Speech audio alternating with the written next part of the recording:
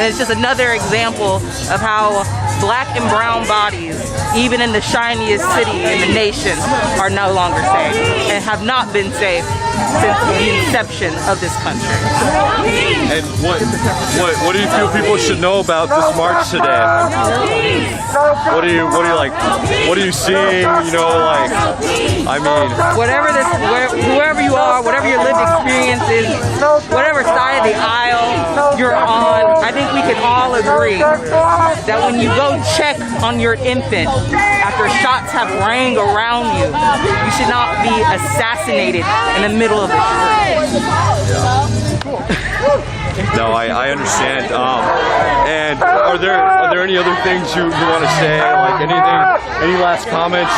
You know, for people watching at home. Look at yourself in the mirror and start the change from within. We're not going to change anything around us until we as humans take a deep, dark look into ourselves and begin evolving our understanding to a level that empathy requires. It's all love, guys. We're literally all the same. And the more we spend time on what makes us molecules of different, the longer it's going to take for us to truly prosper. Yeah, well, thank you so much. I really appreciate it. Of course. Have a beautiful day. You too.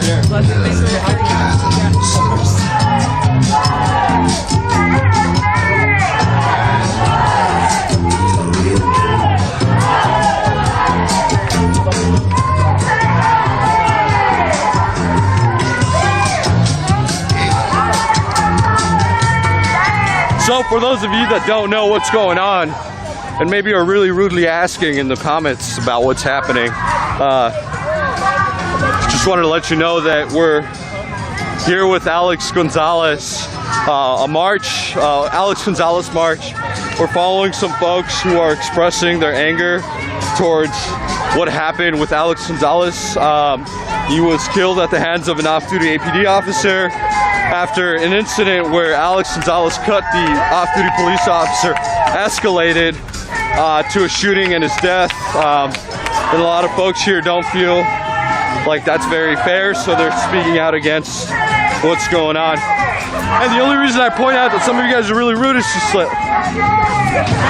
we don't allow insults here or hate. We want you to express your opinion, but I hope you could be civilized and that the way that you type online is the way you would talk to your kids about these issues, and not just, you know, make insults, be rude, troll. This community is about good conversations. This community is about changing people's minds, not by me shoving the opinions down your throat, because I'll never do that. It's not about my opinion. This is about fostering a community where everybody listens to each other with an open mind and without being rude.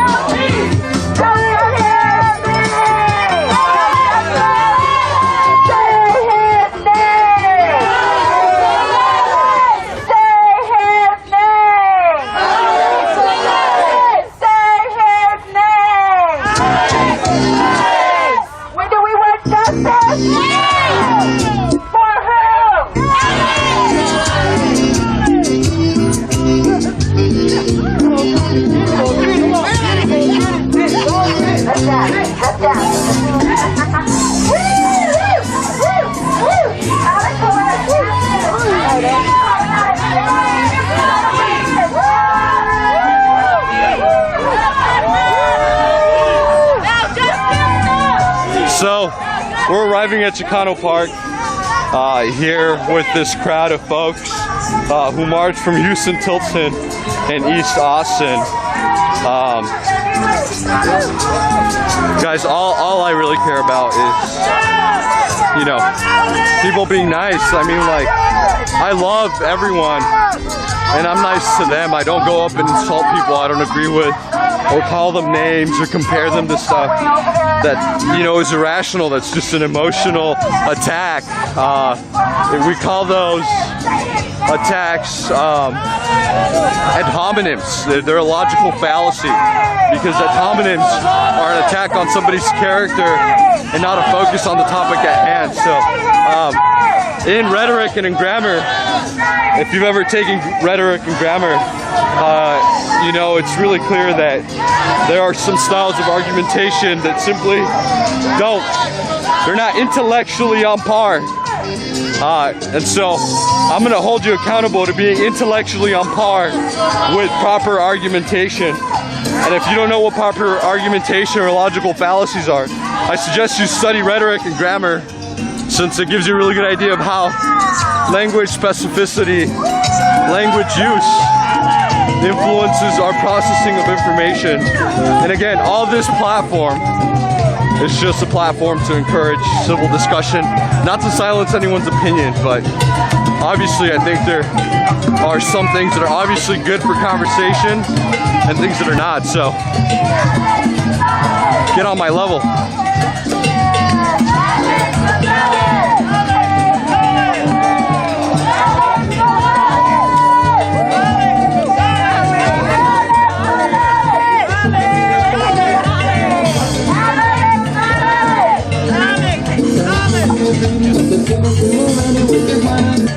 Justice for Alex Gonzalez!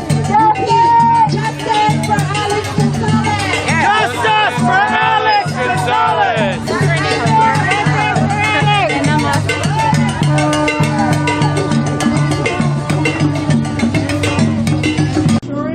Without any regard or consequence for the pain that will be caused. That's what we see. Anything you do that makes it a little bit more difficult for somebody to get to the ballot box is a form of voter suppression. Let's be honest. For years, you guys. I want to say thank you guys for coming out and supporting us, because this has to end not only here in Minneapolis, but around the world, okay? Give everybody a hand clap. Give yourselves a hand clap for not being scared to come out and support us. We need support. Thank you guys from United Bridges for Justice for coming out. Thank you guys from the encampment near North, and just thank you guys. Thank the artists. Thank us for giving. Thank you guys for just coming out all around being supportive. I'm getting really emotional, because at the end of the day, when we're struggling, we have to stand up for our kids. We have a right to stand up for ourselves and our rights as humans. We deserve that, you guys. So I thank you, and hopefully Jacob Fry can hear this, and he can fry. His ass can fry for all I care. But he needs to stand up for our community, okay? Stand up and give yourselves a round of applause, because you deserve it. All right, we're going to end this right now. I thank you guys. And I don't mean end this, I'm just saying, just with the applause and everything. It doesn't stop here, you guys. I love the banners and I love the support. Say thank you. Yeah. All right, you guys enjoy your Mother's Day, and all the women, give yourselves a hand clap. Thank you guys.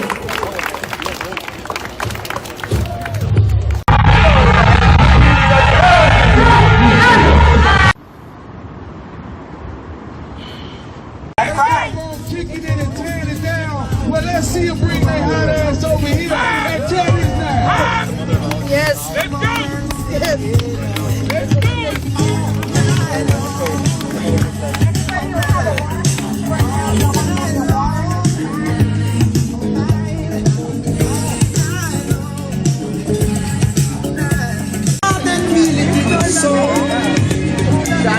Let the music take control with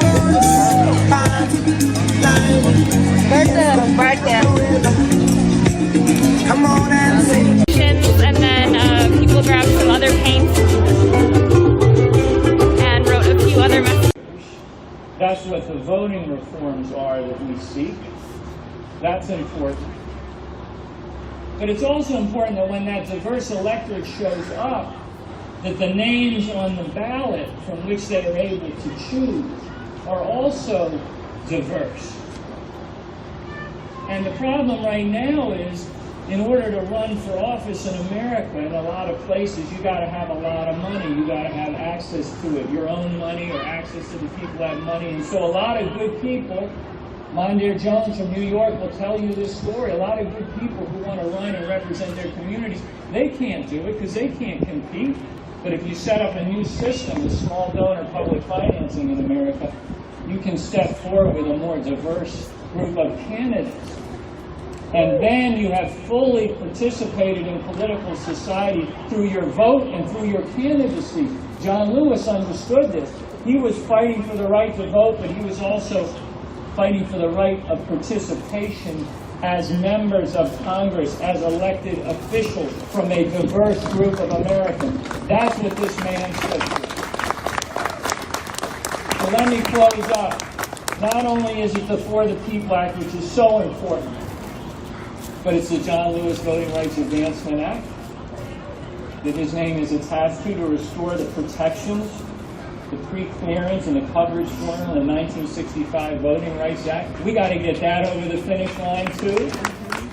And then as Stuart was just saying, it is a travesty that in this country, and there's really no other peer nation of ours in the world where this is the case, that the people who live in the capital city do not have a voice in the United States Congress, a vote in the United States Congress. They have the voice of Eleanor Holmes Norton, but she is not allowed to cast a vote on the House floor.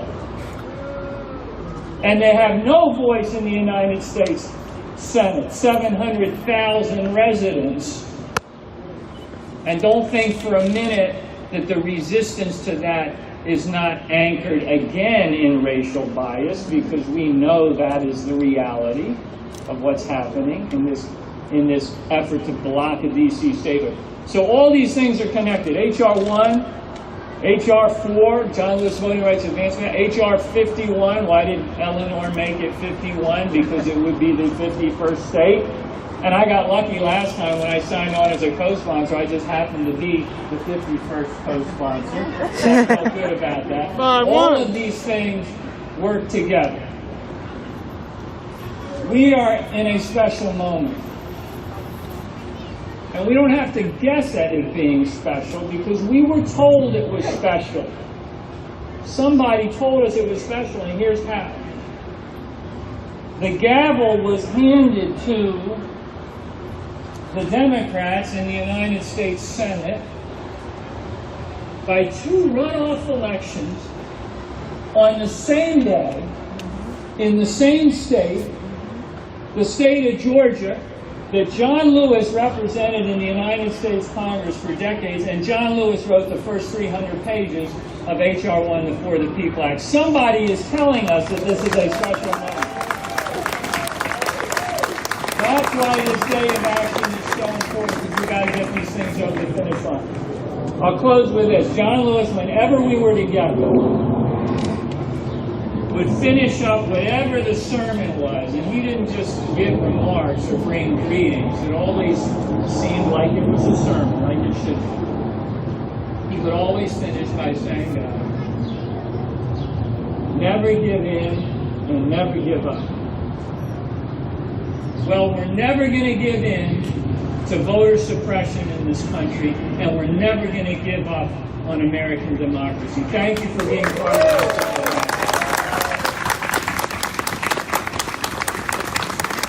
Let's give Congressman Sarbanes another round of applause. He's making a difference all over America. There was something else, Congressman Sarbanes, that John Lewis also said. John Lewis also said, get in some good trouble. He knew that good trouble is what changes America. A year ago, people got in good trouble as a result of Randy Curtis, the United Black Clergy. They organized one of the largest demonstrations around Black matters that it was held in Annapolis. One of the leaders of that march was Apostle Larry Lee Thomas, who I'd like to call to the podium at this moment. Apostle Thomas, would you give him a round of applause?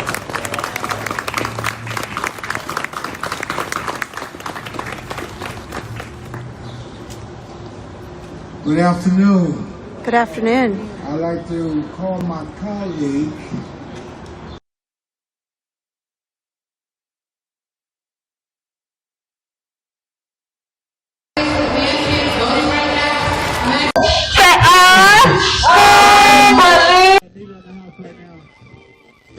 America needs to fight with us. America needs to stand up to the tyranny that our alliance is facing. In Thailand, students and youth are demanding that the military remove itself from politics. Hong Kongers are demanding the withdrawal of the extradition bill and the release of all political prisoners.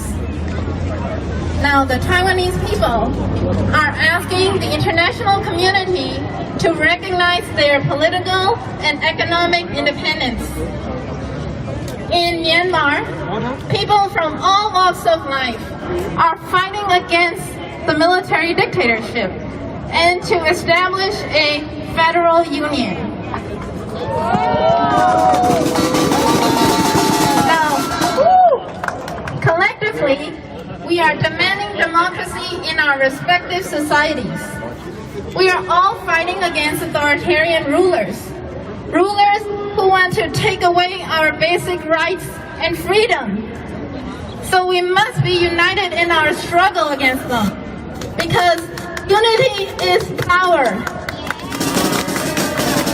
United we stand, but divided we will fall. Yes. So together, we, the people of Hong Kong, Taiwan, Thailand, and Myanmar, are demanding the Biden administration and the U.S. Congress, 1, to recognize us, to engage in conversations with members of our Milk Tea Alliance, 2, to stand with us in solidarity against authoritarian rule, and 3, to take tangible action in our fight against dictatorship in Asia. These include providing humanitarian relief to save innocent lives that have been ruined by the dictators, or impose sanctions and embargoes on the military regimes that are killing unarmed civilians. Now, I know it seems like the killings and the arrests have no end in sight. It is very easy to feel discouraged, but we cannot give up. We must not give up. We are fighting to win back our rights, and victory is within our reach. We are fighting not just for our own futures, but also for the futures of our children and our grandchildren. So, let us fight to win. Let us win back freedom and democracy. Let us chase away dictatorship once and all. So, will we stand together against injustice? Yes! Will the U.S. government hear us today? Yes! Will we fight till we get our rights back? Yes! Will the people win? Yes! Will we fight till we win? Yes! The revolution must succeed. Yes! Thank you, everyone.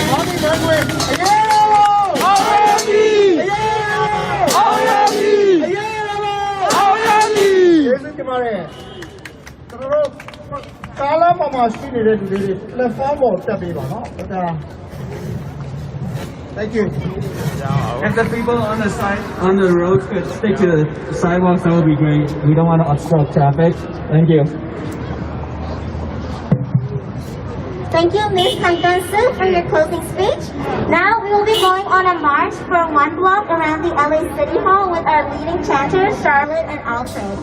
Then we will end this Alliance rally with a closing song to hear the people sing. Thank you everyone for attending, and may we all win our fight against the injustice. Thank you. A few things before Us around. Thank you, Apostle.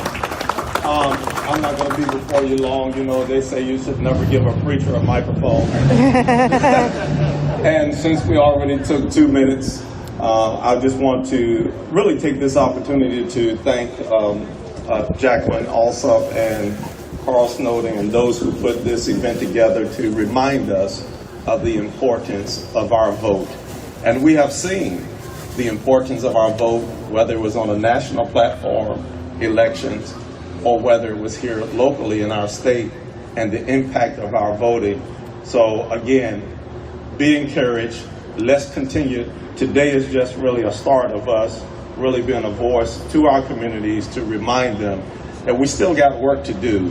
And we know that we have some elections that are forthcoming this year and the following year. And we want to make sure that we can make healthy decisions to continue to vote for who we believe in our hearts will be able to help equality for all humanity. Thank you very much, and God bless you.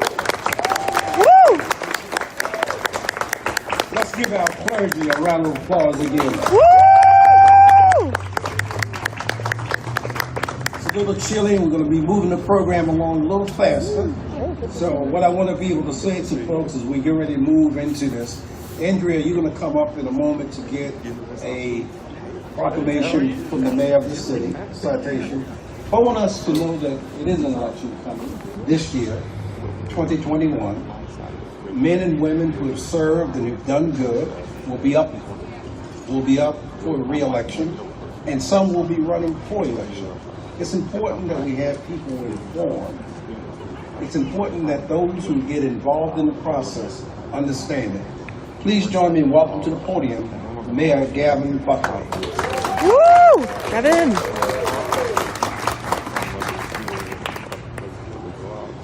So it must be a sign because you had to come through 4 seasons to be here today.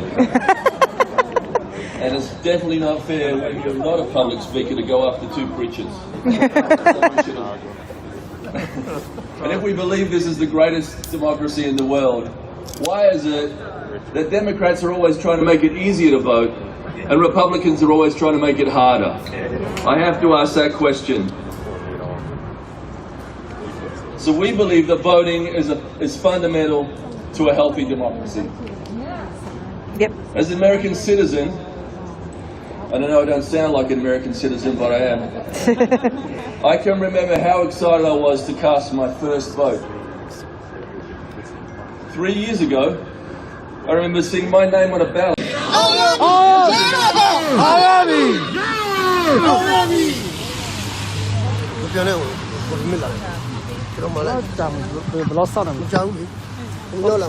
Slogan.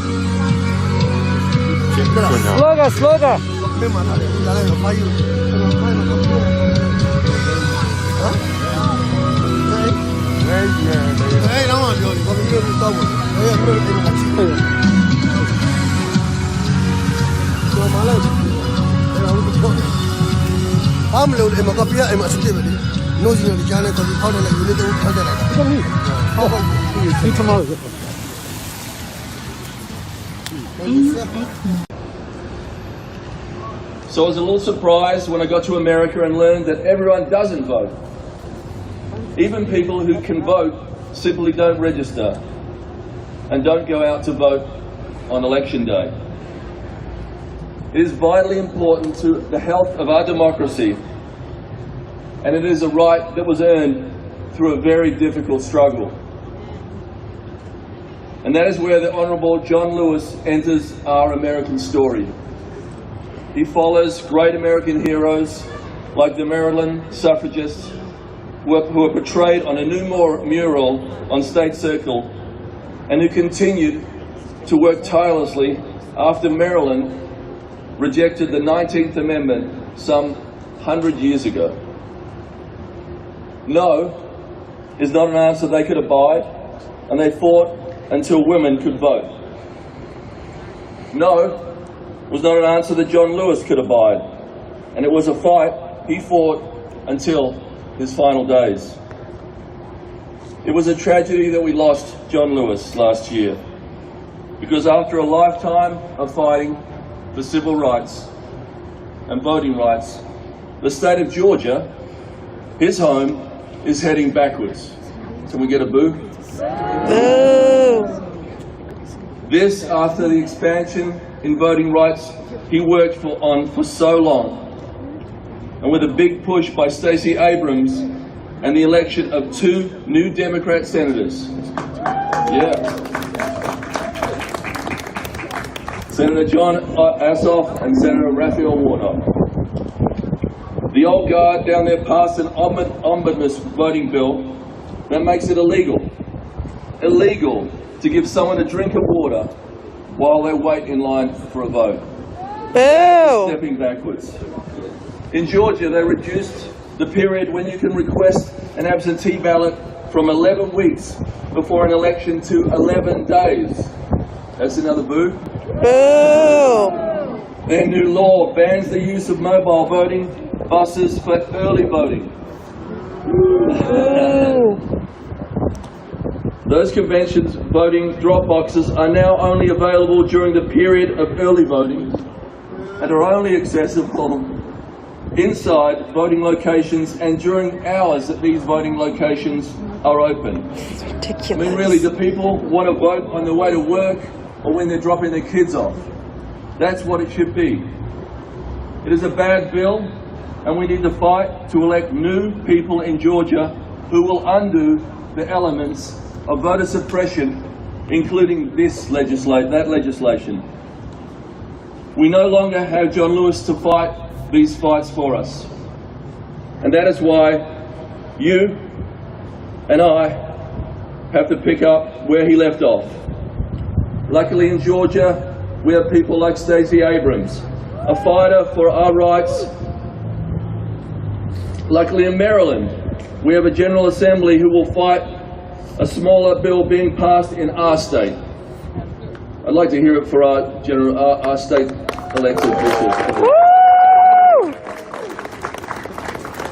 And I just was really so proud in this last election how our results just came in and we were settled in Maryland. And it was the way it should have been done. And I'm so proud to be from this state because we are on the forefront. Thank you. But we cannot let our guard down because, and I'll quote Dr. Martin Luther King after a couple of preachers, so this is going to be bad. An injustice anywhere is a threat to justice everywhere. We are caught in an inescapable network of mutuality tied in a single garment of destiny. Whatever affects one directly affects all indirectly. We must stay in this fight. We must not let those laws affecting our brothers and sisters in other states not be our fight too. So thank you all for being here today. Thank you for fighting the good fight.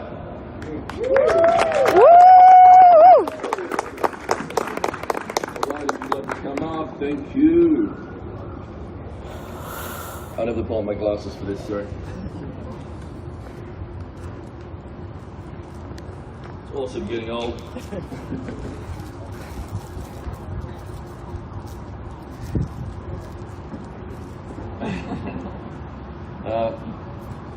Whereas the City of Annapolis is committed to advancing equitable voting rights and justice for people of all races, national origins, and ethnicities. Whereas the right to vote is one of the fundamental rights of all Americans. Whereas May 9, 1961 marks the 60th anniversary of the South Carolina stop of the Freedom Riders' historic bus trip from Washington, D.C. to New Orleans where John Lewis withstood violent beatings. Whereas Congressman John Lewis spent his life fighting against hate, bigotry, and the equal opportunity of voting booth to advance voting rights for everyone. And whereas voting rights are under attack nationally, by state legislatures introducing and passing laws to create barriers to voting. And whereas John Lewis Day of Advocacy in Action will raise awareness and protect voting rights from anti-democratic laws. Whereas the City of Annapolis urges residents to celebrate the life of John Lewis by committing to expanding and secure voting rights for all. There is a beautiful new John Lewis memorial and mural just around the corner here. If you can get onto West Street and see it on your way out of town, we are so proud that is here at the perfect time. So thank you, everybody. Thank you.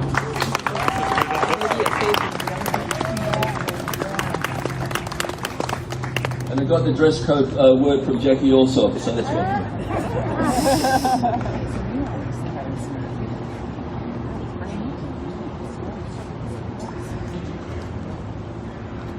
John Lewis is part of his struggle. John Lewis was part of a movement. One of the oldest civil rights organizations in the world is the NAACP. And the NAACP has played a vital role in the advancement of the struggle. Please welcome to the podium the president of the Maryland State NAACP, Reverend Willie Flowers.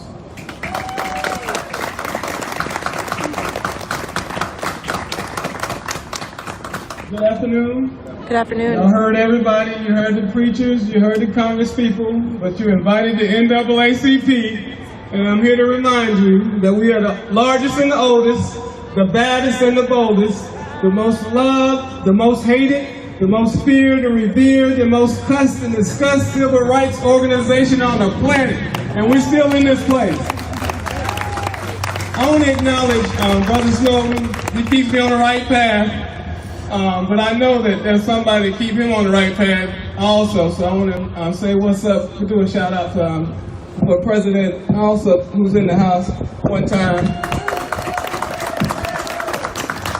And I want to make this kind of quick, but I do have to take you on a journey because I've been hanging out with Carl Snowden. I know how to guide a speech. But before I get to that, I want to hear everybody say, we're going to get in some good trouble. We're gonna get in some good trouble. Come on now, we're gonna get in some good trouble. We're gonna get in some good trouble. All right. I've lived in 3 places in my life that are significant. I happen to be from Elba, Alabama, but I attended Troy University. And the significance of Troy University at this point in history was that when I graduated there in 1994, there was the political science department, actually, political science department and the business department and the history department was named after a guy named Vid Graves.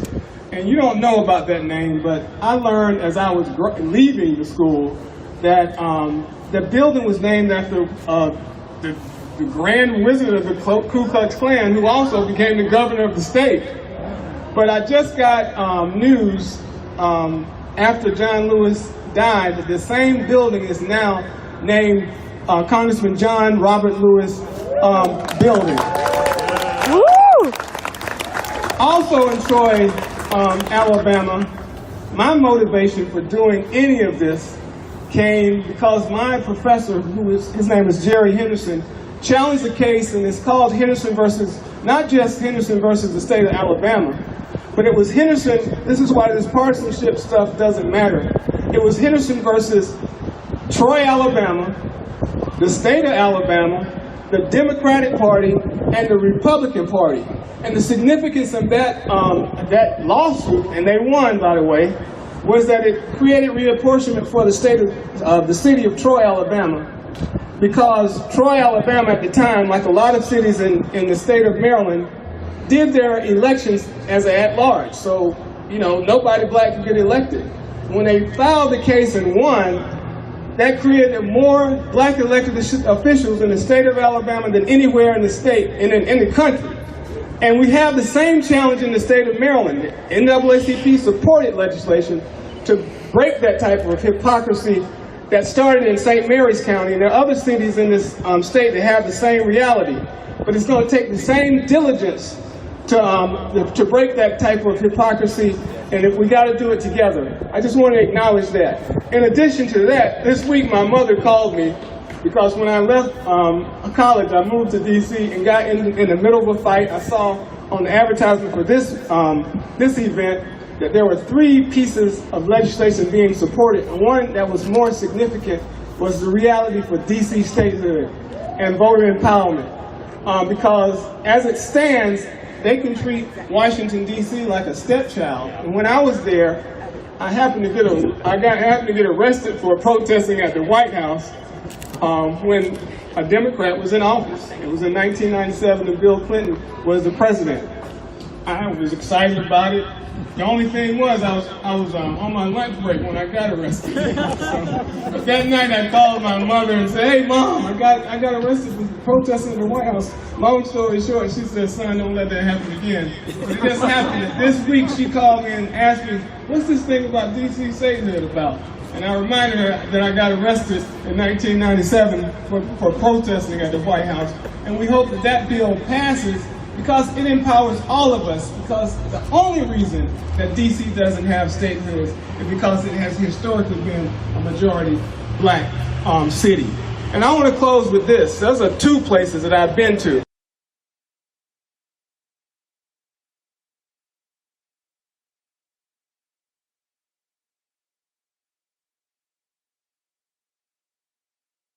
To say, but just I'm gonna get justice for my son, and them 2 cops are gonna go to jail, and they're gonna pay what they did, because my family's not the same. We're never gonna be the same again without my son. He was everything to us.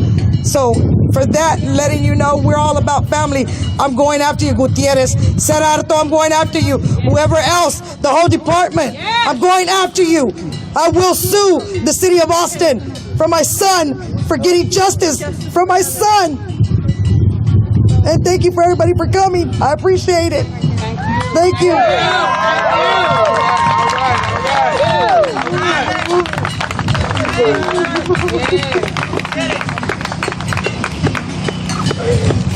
Good. I'm Alex Gonzalez Sr. Like my baby girl said, both of them. Thank all of y'all for coming, showing y'all's compassion and sympathy and whatever else. I don't know what else to say, but thank y'all, everybody. Everybody in the community, because you know, like they said, we broke. I'm broke. I got a hole in my heart, and I don't know if it'll heal, but they say time will heal. We'll find out, but I don't really got a lot of words. I'm not a person that has words too much, but thank y'all very much, everybody, from the bottom of all of our hearts, to the Gonzalez family, and we hope we get justice like everybody else that gets done wrong by whoever else, any other kind of enforcement agencies. But I don't have nothing else to say, but thank y'all very much. Sorry I ain't got more words, but gracias, como quiera. Thank you. Thank you.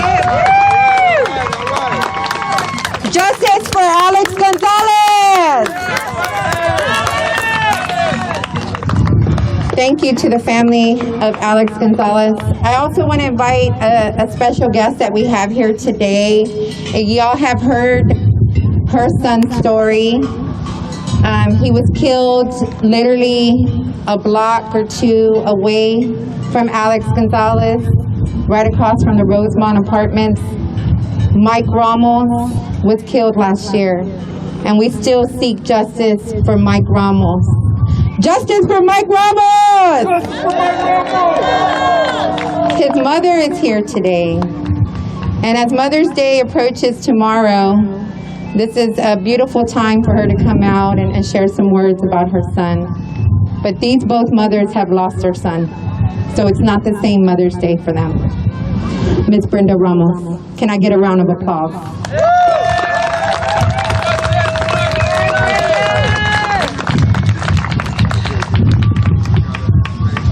Get it, Brenda.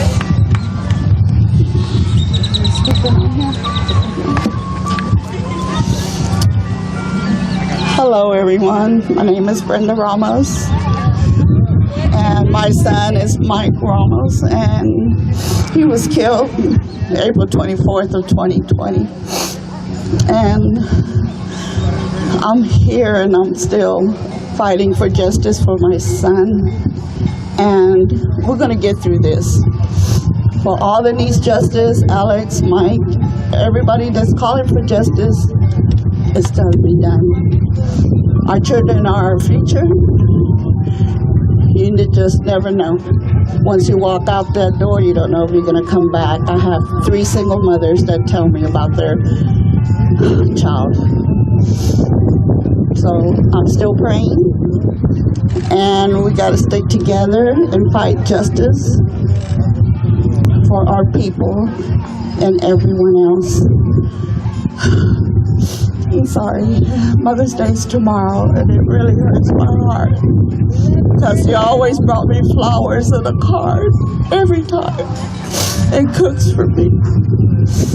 So it's going to be hard tomorrow for me. But I have a friend that's related to Hollywood Henderson for the Dallas football player. So I'll be spending my Mother's Day with them tomorrow. Her son's cooking for us. He's like a son. I'm like a mother to him. Thank you, everybody, for coming and showing your support. Oh, it's windy.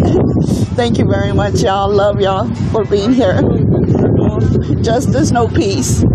Justice, no peace. Justice, no peace. No justice, no peace. No justice, no peace.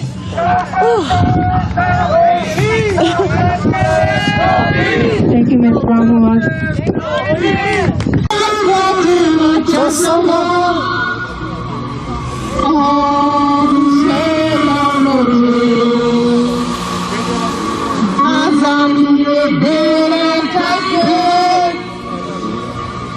And I know that Senator Alfred and I both listened to it for days about all the voter fraud if you get to vote by mail. Now, there are lots of states in this country that's the only way they vote. But for some reason, the minority party in Maryland thinks that we're going to have a lot of fraud. I think in the end they think maybe they won't win the next election. And maybe they won't anyway if we really get involved in looking at the legislation that we need in Maryland. But we did expand the times of early voting. We will have more ballot boxes, and that was very, very helpful to people that work in this last election, as well as folks that just felt more comfortable going and dropping their ballot in the box. It's here in the General Assembly very difficult for us sitting in our little glass boxes and not meeting in person, but we did a lot of good legislation. And as Mr. Snowden said, the police reform was just terrific, the amount of work that was done on the police reform. And I think that all of you are making a difference, and please continue, and we just need to keep encouraging people to come out and vote, that their vote really does count. When you see someone like the county executive in Baltimore County winning by 7 votes, don't think for a minute that your vote doesn't count.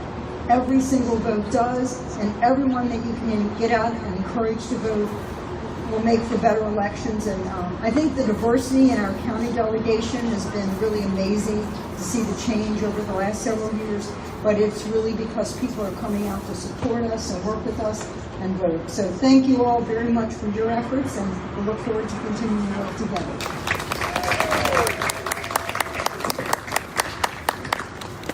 Good afternoon. Good afternoon. I wore my We the People mask just for the congressman for his bill today. But my name is Sarah Elfrith. I have the privilege to represent you in the state senate. I represent the capital city and South County. And Senator Vidal talked a little bit, and of course the county executive, about the real progress we made in this past session to make sure that we make it easier for people to participate in their government.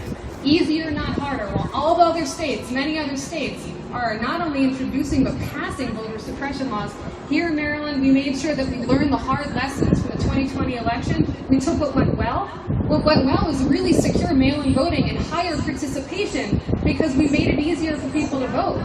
We made sure that we secured those drop boxes that everybody was a big fan of and that they're going to come back for every election. We made sure that we took the politics out of where we place polling places. As the county executive said, little known fact, but local boards of elections are run by the party of the governor. Not the party of who's in charge of that county, but the party of the governor. So when we have simple decisions like where to place a polling location, unfortunately those decisions become political. And we're seeing the real impacts of voter suppression because of those decisions. So the General Assembly said, hold up, that's not okay. Let's make sure that we, number one, expand those early voting centers, that we make sure they're located in the most populous parts of counties, that are located where transportation is easiest, and they're located where we know that we have some historic challenges in getting turnout, because we want to make sure that we make it easier, not harder. Participation, as we all know here, is fundamental to our citizenship. And we learned in 2016 that voting itself is not enough. And I know we proved that in 2018 when we elected a whole crew of more, frankly, representative folks here in Anne Arundel County. We have the most diverse General Assembly in the history of Maryland. More women, more people of color, more people under 40 than ever before. And that didn't happen by accident. That happened because people turned out to vote, and people volunteered, and they knocked doors, and they wrote postcards, and they made phone calls. And that's what's so beautiful about today. Here in Maryland's capital city and around the country, that we're showing up to participate. Voting itself is not enough. We need to make sure that we volunteer. We need to make sure that we advocate. We need to make sure that we rally for those rights, because as fundamental as we believe they are, unfortunately there are a number of states, and even Senator Vital said, a number of people in Maryland who don't agree. And we need to outnumber them every single time. So thank you all so very much for being here and participating.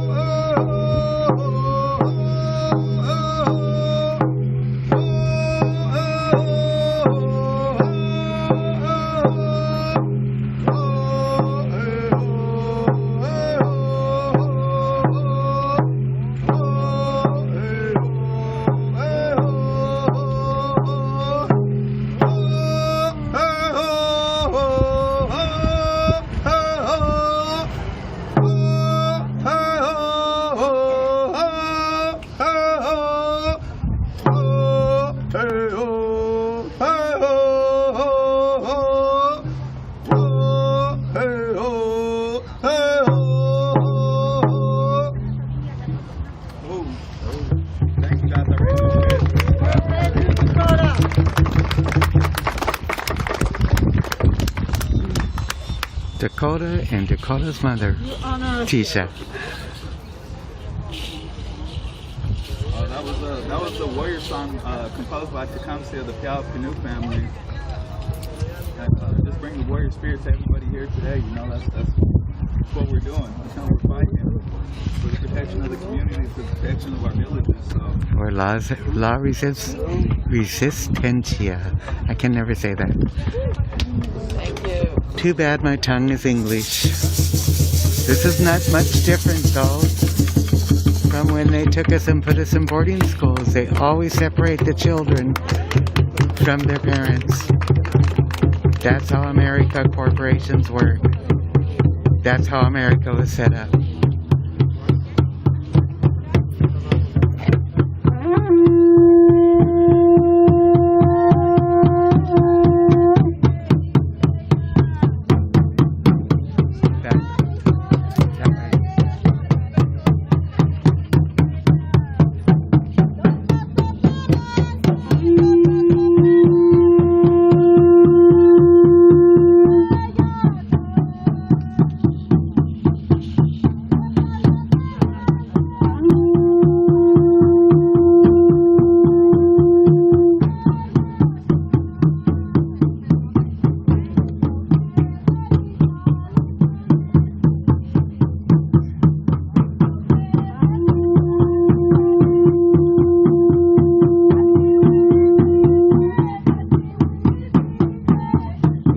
Stay with us if you want to watch some more prayer, if you want that prayer to enter your life.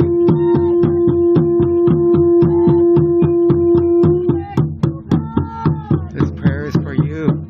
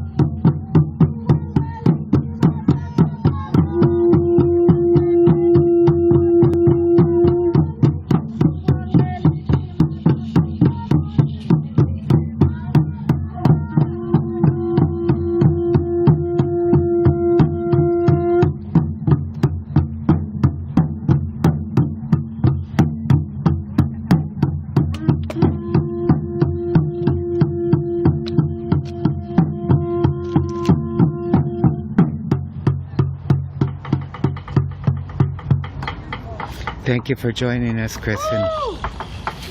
Screaming no justice, no peace in City Hall because we need business. We're fighting hard for justice for Alex Gonzalez. So let me introduce you, Clarine. Yay! The revolutionary. All right, let me put this down. First of all, my name is Clarine Williams, the revolutionary activist and author, based out of Austin, Texas. I'm a fourth-generation Austinite. If you did not start the march with us, I spoke a little bit briefly earlier about how I got with the family and got into organizing and bringing a voice of some unity. And just like he just said, one of the things that dawned on me the most was the narrative of the story. And the story wasn't getting any publicity, any highlighting, anything. And so we almost made it to the actual summer of this year and didn't hear much about what happened to Alex, which started at the beginning of the year. And so being in the community, being a revolutionary, being active, being involved, when I met her, I could tell that she had been muzzled. I could tell that she had been smothered. I could tell that nobody was listening to her. And I could tell that that was driving her crazy about her child. And so that day, initially, we protested about an act with George Floyd, and we talked, we exchanged numbers, and then I actually lost the number. And I don't know how this happened, but God bless me. I was coming back from out of town, and I was like, I got to find her. I got to find her. My spirit is just attached to her. I got to find her. And she called me. So I don't know how she got my number, but she found me, and she called me, and she was like, I've been looking for you. I've been looking for you. I've been looking at you. Gold Mouth, Gold Mouth. She called me Gold Mouth. So I was like, I've been looking for you, Gold Mouth. I'm like, what's going on? And so she's like, I need your help. I'm like, what do you want to do? How do you want to do this? Well, I need to put a voice. I need somebody to fight. I want to fight for my baby. I don't want to lay down. I don't want to just cry. I don't want to just pray. I don't want to just beg.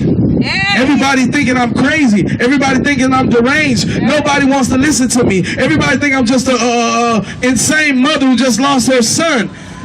But I want to fight. I'm a fighter. I say, you are a fighter. I like fighters. So let's get out here and let's fight together. And she said, Clarine, I don't just want to fight, but I want you to teach me to do this for the rest of my life. I want you to teach me how to organize. I want black and brown pride here, and I want to be a part of it. And I'll tell you right now, if you look around, Ms. Gonzalez, your husband is here, right? Your team is here. And look what you said you wanted to do. You wanted to put black and brown bodies together in harmony and love one another to unite. Well, you just did that today. So y'all give her a round of applause because this was her dream. This was her asking, this was her doing.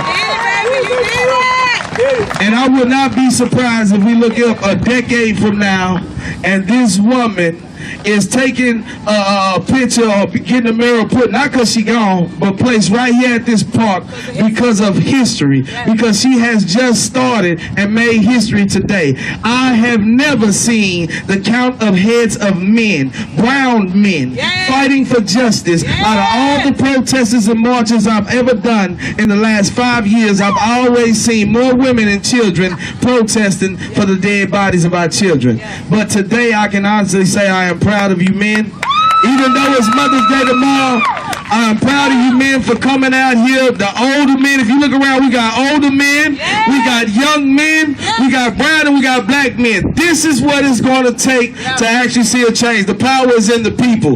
Again, the power is in the people. Again, the power is in the people. Again, the power is in the people. My brother is Lawrence Parrish. He was shot 12 times by the Austin Police Department. He was shot in his eyes, his nose, his mouth, both his hands, 3 times in each upper shoulder.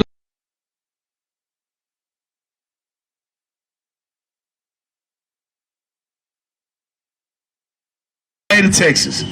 That is a dang on shame. Right?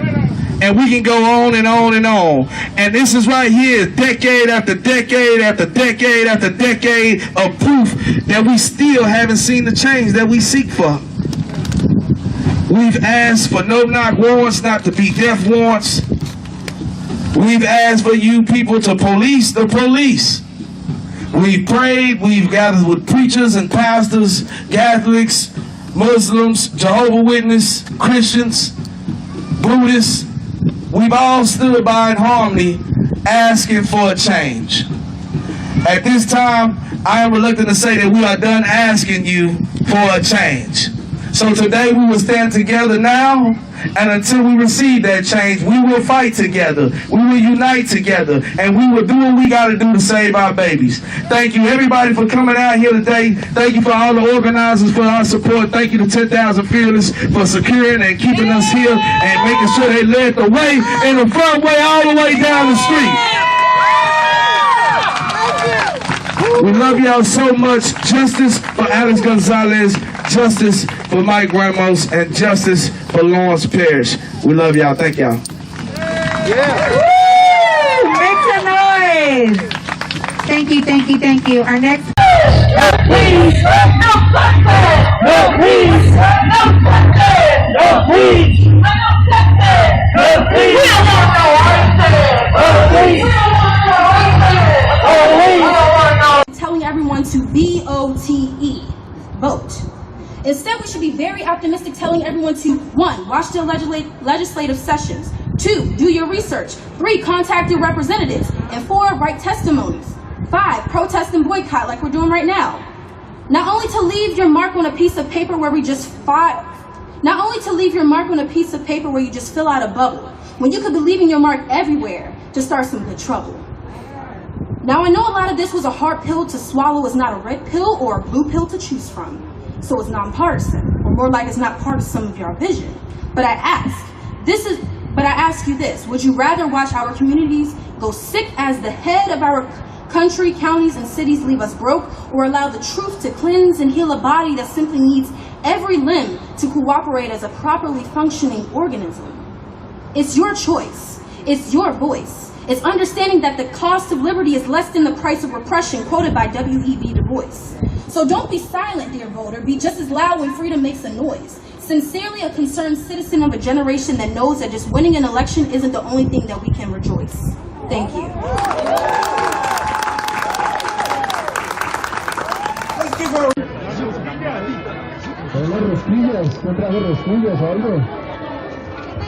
Un termito de café, ¿no?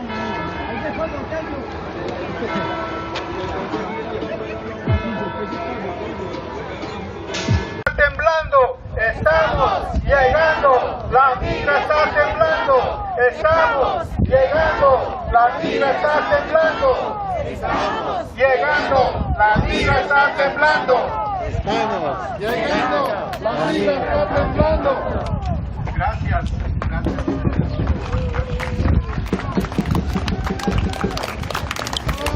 I'm going to turn this around. Hi Mariah. Mariah's just been doing the live stream. Yep. Okay, tenemos en videollamada a nuestra compañera Gloria, que es precisamente una de las personas que sacamos en la campaña Freedom All el año talk to you guys together. Hi everybody. So right now I think what everybody's trying to do is, what you might have missed earlier is that they had a live feed going from the inside of the detention center to a few of the women in there that are locked up, and they were able to communicate with us and to let us know that they were hearing all the prayer and all the support, and that we all stand together. So that was just precious. I mean, you could feel in the atmosphere a solidarity that is seldom expressed in such a powerful way. It's such an important day because Mother's Day being tomorrow, and there's a lot of mothers in there missing their kids. A lot of babies are out here without their mums, and so this event, people have come up from Oregon and all over. There was a what do they call it, a car caravan? Yeah, car caravan. There was about 7 groups that came from several different areas, and it's kind of beautiful. You know, if you're out here, I mean, the ceremony obviously was powerful and amazing, and everything Dakota said earlier was true, but even just the ceremony of people just standing in solidarity. You know what got me is when Dakota was talking, and he made such a solid point of knowing what it's like to be incarcerated, and then I started thinking like how America, you know, and I'm not pointing fingers at anybody, but America, the corporation, has forever been taking children away from their parents, Indigenous children away from their parents, and it's still happening. You guys hear about the boarding school era, and that happened for a long time. Now they're taking the parents away from the kids. And it destroyed the reservation. It's destroyed my people. It destroyed all the people out here, the Alaskan natives. It destroyed Hawaii, all the place that they colonized, and it's still happening. It's still happening. We need to stand. Yeah. We need to stand. And thank you. Yeah. Pilamiaye. Thank you, everybody. And we're going to end this live stream now because there's going to be a lot going on, and this event's going to last for a while. And come on down if you need to. Yeah, come on down. And we just want to give you a taste of what was happening down here and show our solidarity. You know, there are no borders as far as Native Daily Network is concerned, and Indigenous people south of that imaginary line are no different than the Indigenous people north of that imaginary line. And in Lakota, how do we say we'll see you soon, Mariah? Alrighty. Thank you, everyone.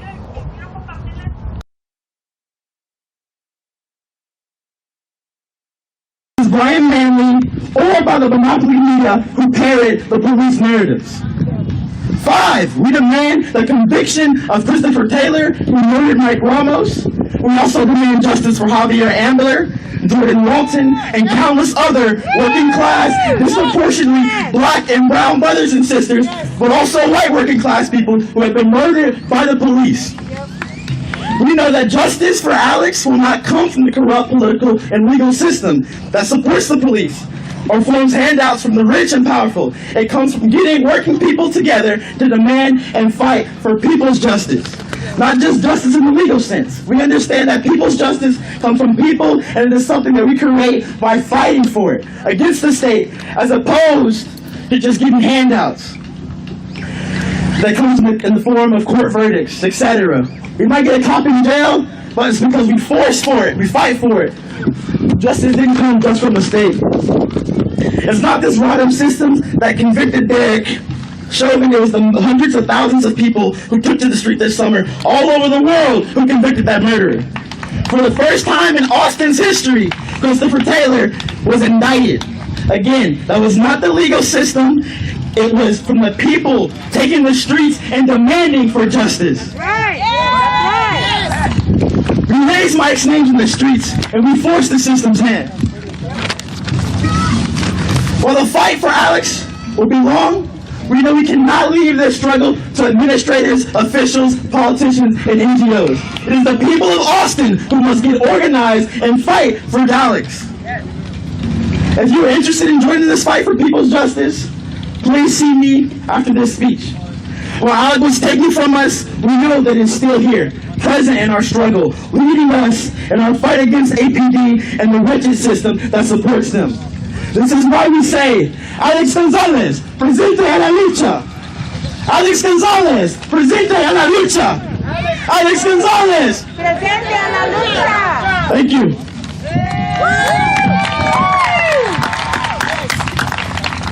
Thank you, Doug. That was very powerful. We have one more speaker, but he's literally on his way over here. George Floyd's brother's in the house, and he wants to share some words to the family about how their justice was served.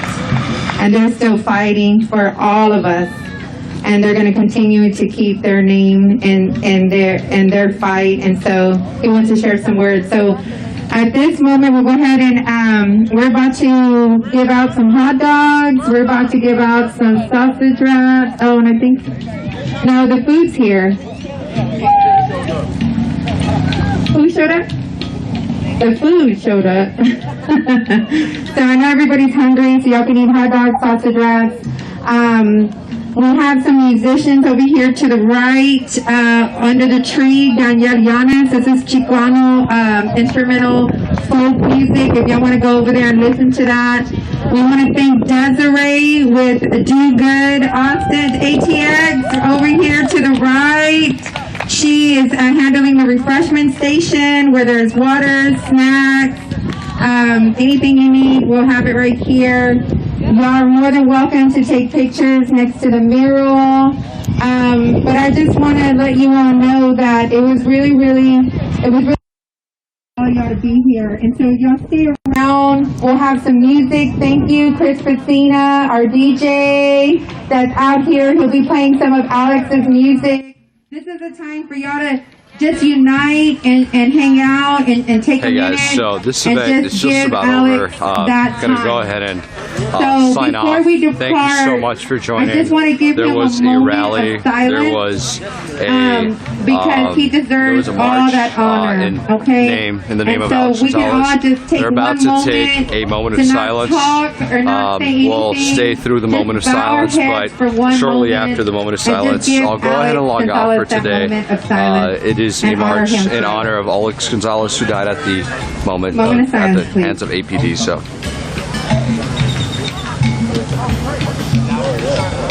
We love you, Alex Gonzalez. Thank you. And if you have any questions, we'll be right here. Thank you, guys.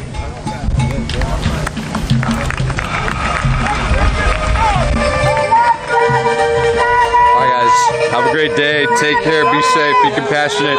Unbiased Media here with I'm Hiram live. This is the community, not me. So you guys have a beautiful day.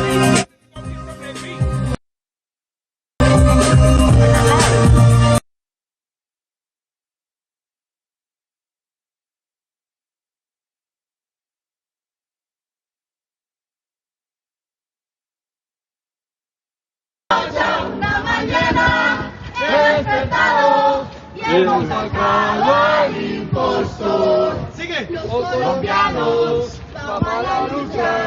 La lucha, chao, Duque, chao, Duque, chao, chao, chao. Colombiana. Se quedó sígale. Una mañana he despertado.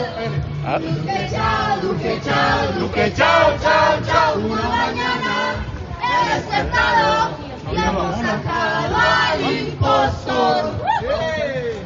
Que lo vengan a ver, que lo vengan a ver. Eso de su gobierno son los paracos en el poder. Que lo vengan a ver, que lo vengan a ver. Eso de su gobierno son los paracos en el poder. Que lo vengan a ver, que lo vengan a ver. ¿Y huele a comida? Una empanada.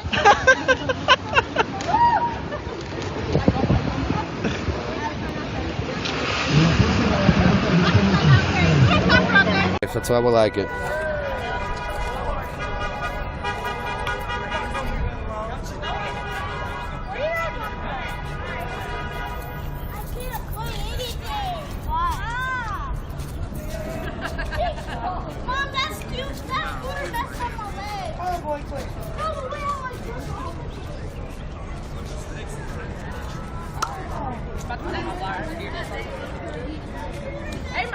So each of these are little tombstones that have names of individuals that have perished, presumably at the hand of police departments, various police departments across the United States. That's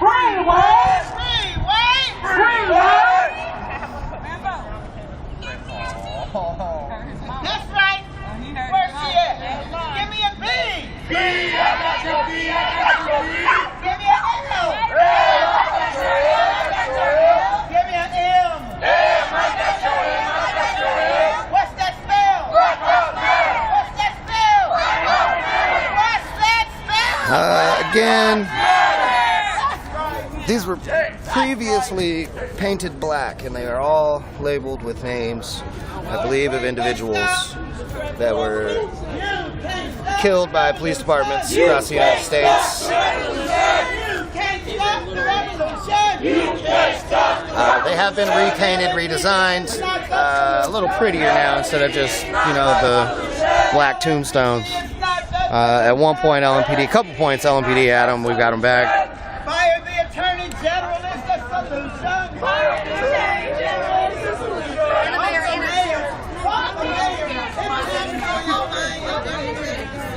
It's time to go for the big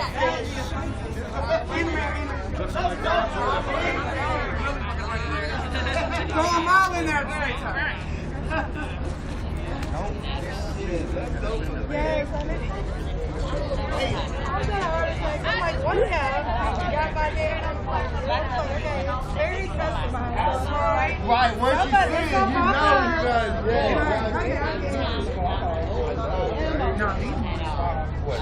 No, these flowers. No, these are the big ones. They didn't have a picture of their face on them when they ate Hey! Aaron, you know better. Okay, you know nothing. You know better. Don't take over at all. It's sacred. You don't go.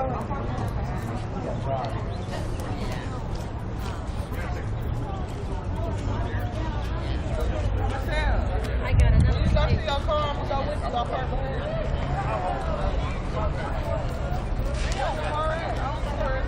Rambo, what are you doing?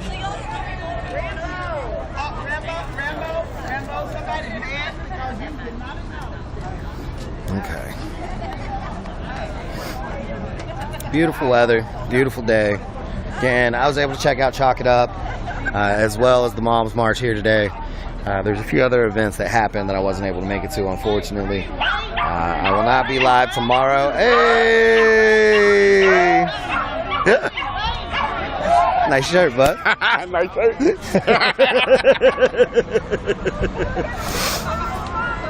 I won't be live tomorrow. I gotta take a trip, go see some family.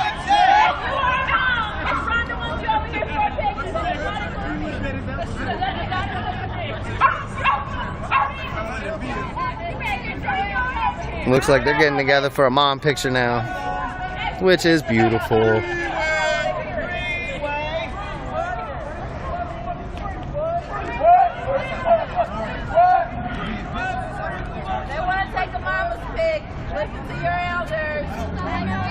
Glad you got it, Casey. Sorry for that delay.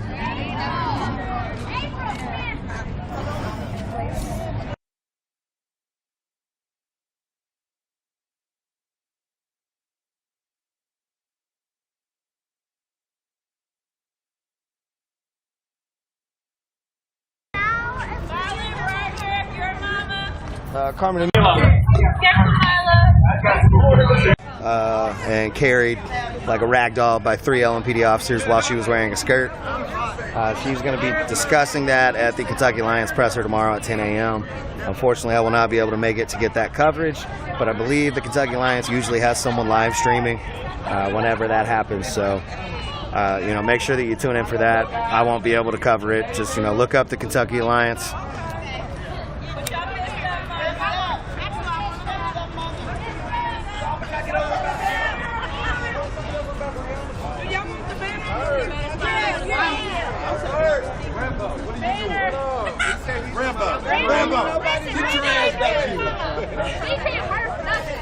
I'm gonna try to snap a quick picture.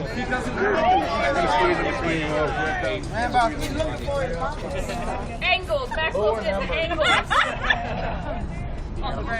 Stay right there, guys, when they're finished. I got y'all to finish. Don't look at nobody, just look straight.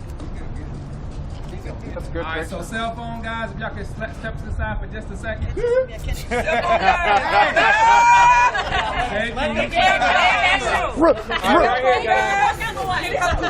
Thomas!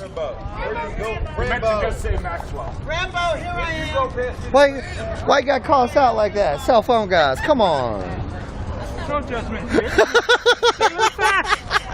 Need more for your gimbal and your phone. Us professionals need our shots.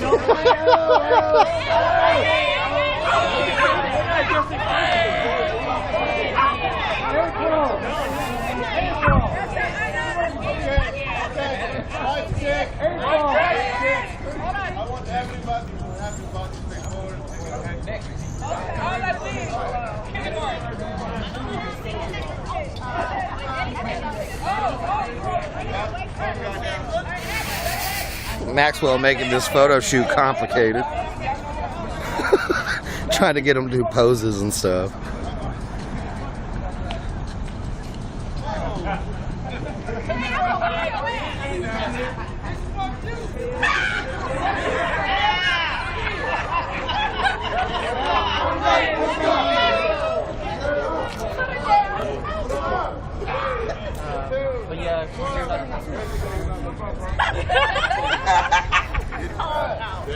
Hey!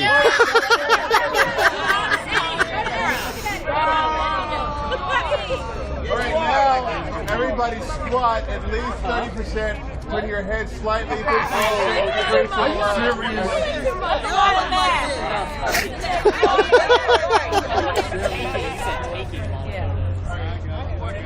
Everybody in the hand clear.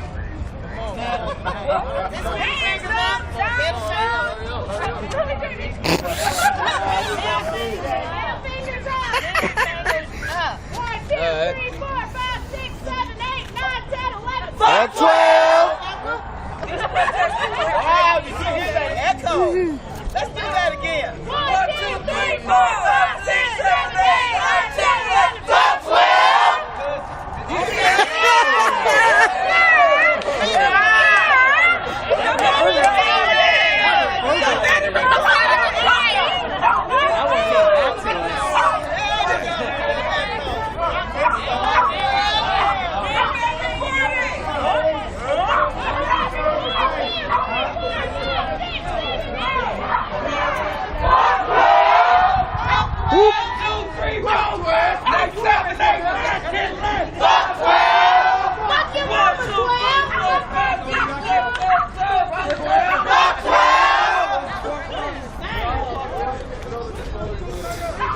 It stopped for I no really want to know why you stopped all the way back there.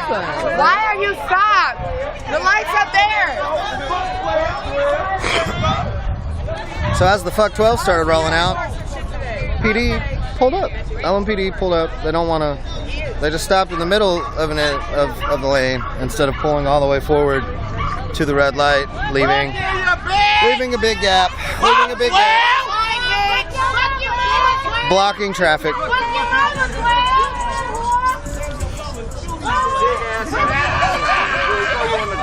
I will make sure to give Tara a hug for all of you.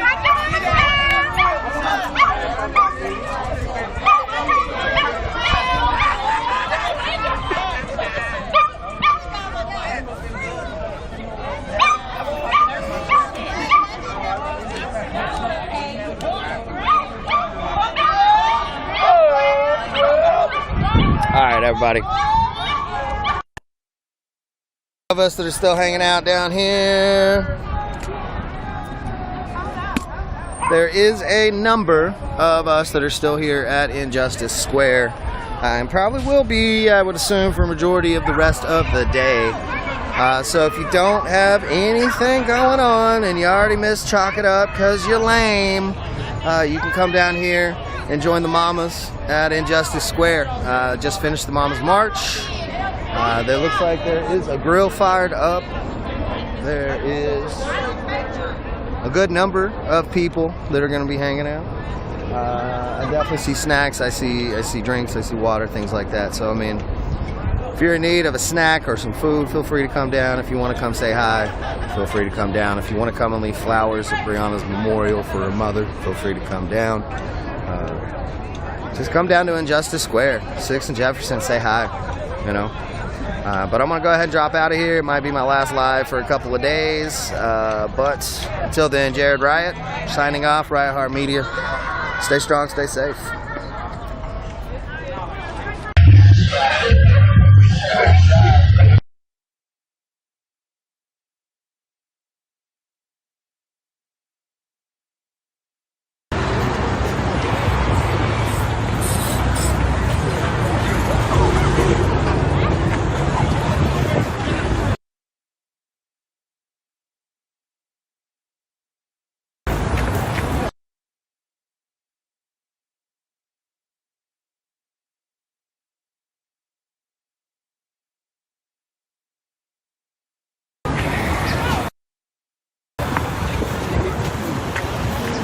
Hello. Which one?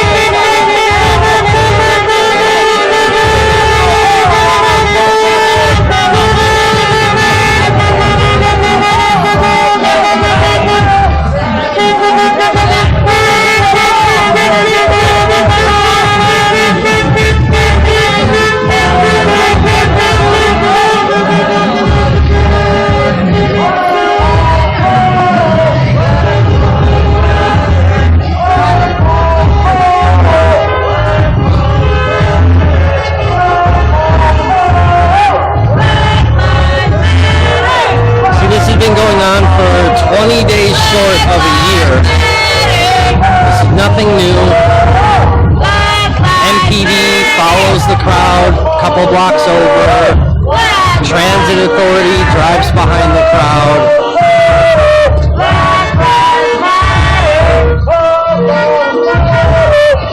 You guys get all upset and you have no idea what's even going on.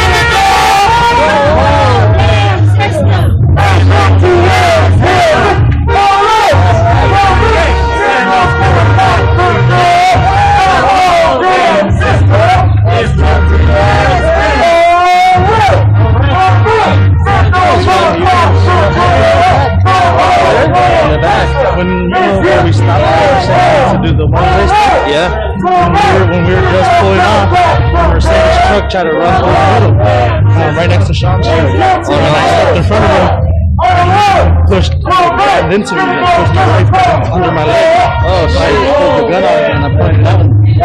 Family, dude, you're putting your family at risk. He's like, I will shoot you.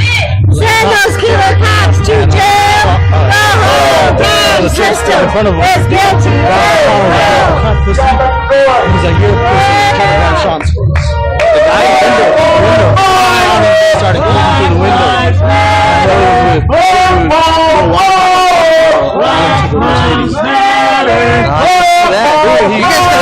I called him. Oh, yeah. was on my back pocket, but I couldn't hit anybody. So I had the gun here, and pointing at him, trying to call my dad. Finally got my walkie-talkie. I was like Terrence and Nina back to ASAP. I don't know why they just through. He had 2 cars that were left to get by. I feel black man better. What's gonna happen? The fucking over the protest. Like, if you like them, and they're going to prison.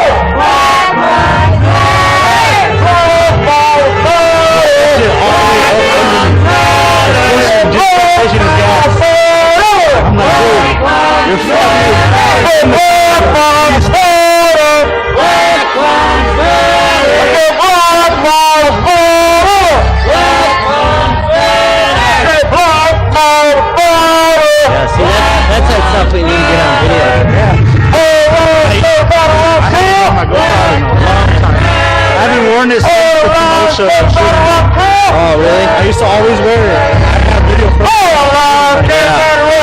I got mine in my bag. I usually have it on, but I've been coming out a little bit lighter lately.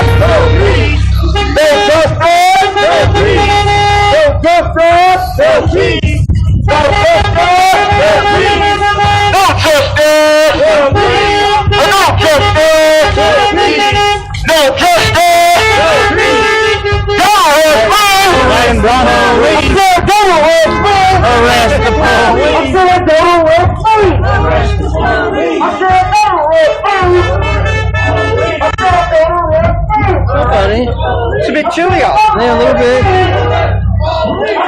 long as we keep moving, I'm good. Yeah, it's stopping this shit. Oh, yeah.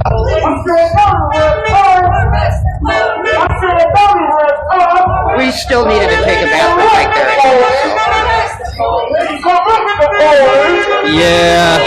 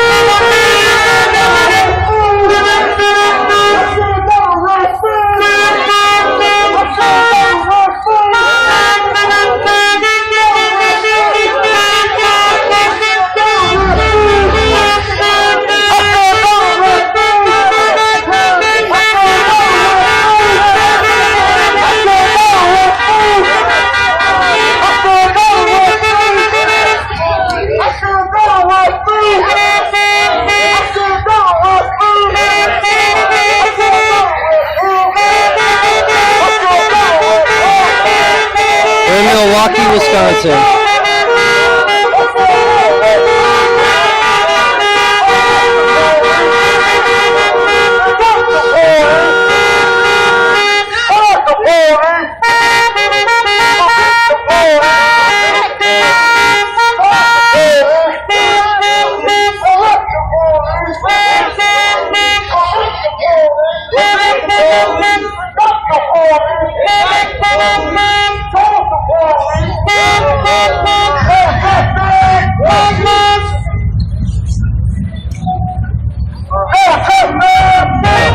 I need a cigarette. I'm all out.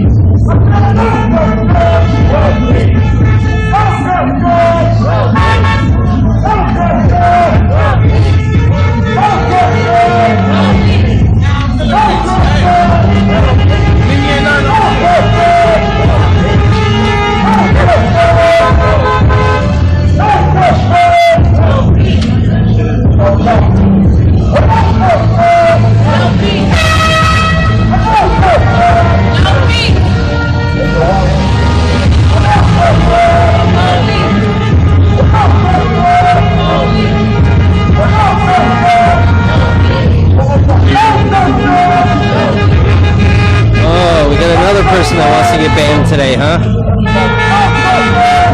I like banning people, guys. I don't know why you think you can come on here and talk shit. It's the wrong platform for that.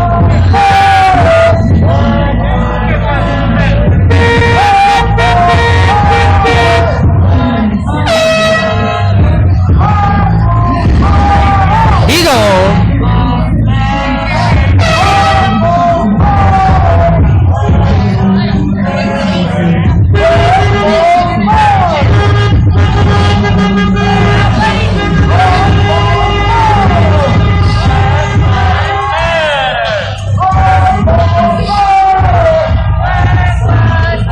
We are out celebrating Black mothers, so I am not. But let's not disagree on facts.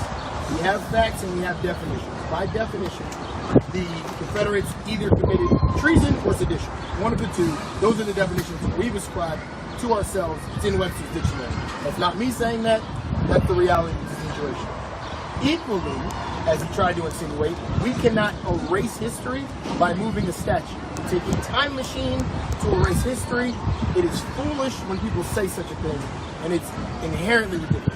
So we're not erasing history, and we do glorify traitors and people who committed sedition by having that statue. He then tried to insinuate then, which was equally funny, that in the 60s there was real racism, but there isn't now, which goes to the great myth that Martin Luther King was actually Jesus' brother and undid all of the negativity that existed between the races. Well, Jason, I am way in disagreement with those people. Yes. Racism was when black men had chains on themselves. There was no racism in the 60s. It did not exist. It did not. Because by that time they were free, Jason. Well, that's what they said in the 60s, and that's what makes this so hilarious. Because at every point in time, we've just moved the bar on what racism is, right? We moved the bar in the 60s, there were good Negroes. As he explained to me, there were good Negroes who were under the opinion that racism isn't that big of a deal. Like in the 60s, there were good Negroes who didn't believe it was a problem they couldn't go to, right? Because we were free. The consistent issue and need to move the bar of what racism is means we will never solve the problem. A problem that is not identified is a problem that we will not solve. Any problem-solving issue you have, you must first identify the problem. And by letting things like this exist, by saying things like racism isn't that big of a deal, we are refusing to identify the problem. We will never fix it. This is it. Well put. Are you aware of something that happened at Georgetown High School this past week? Oh, I am very aware of What happened? Nothing happened. What happened? It didn't happen. It was just some children. Tell us what happened. They were just talking, and you know what? People were eavesdropping on a conversation. So what did they say? Completely not fair. Jason. The idea, I won't repeat what they said. It's highly disrespectful, but we are all aware of what they said and the racial epithets that they use. And the fact that that would be the vernacular of a child means quite simply, and that would come out with such ease. The vernacular of a child that's not the first time it said that. You best believe the first time I got written up in school for saying the F word was not the first time I used it. It most certainly wasn't. I have been saying it for a few years before Pastor John Norwood got that letter back home and beat me senseless. So, that's really the problem, is the fact that it's just indicative of... We have a petition to remove that Confederate monument. Which is equally indicative of the ideas and mentalities that we have. What we're okay with, and what we, again, don't think is a problem. In particular, in that particular instance, the children were quite proud of what they were saying. The person who was filming it was attempting to get them to express their true sentimentality. Which they did. They did. And I would like to point out, it was not about just a happenstance of vocabulary. It was a sense of pride in what they had to say. Yes. And one does not generate a sense of pride in happening to hear words spoken. One generates a sense of pride due to emotions spoken tied to that word. by others, particularly others above them in a social context, being parents, relatives, what have you. So this was not just conversation during lunch that accidentally happened. This was a person, I believe it was a female, that happened to recognize, hey, why are they talking like that? So let's bring this full circle.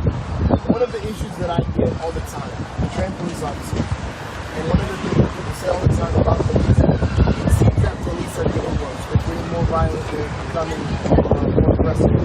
This is not indicative. This is indicative of the officers' training they have received up to this point. It is not indicative of a change. It is indicative of a maintenance. The only difference is that cameras are not ubiquitous. That's the only difference.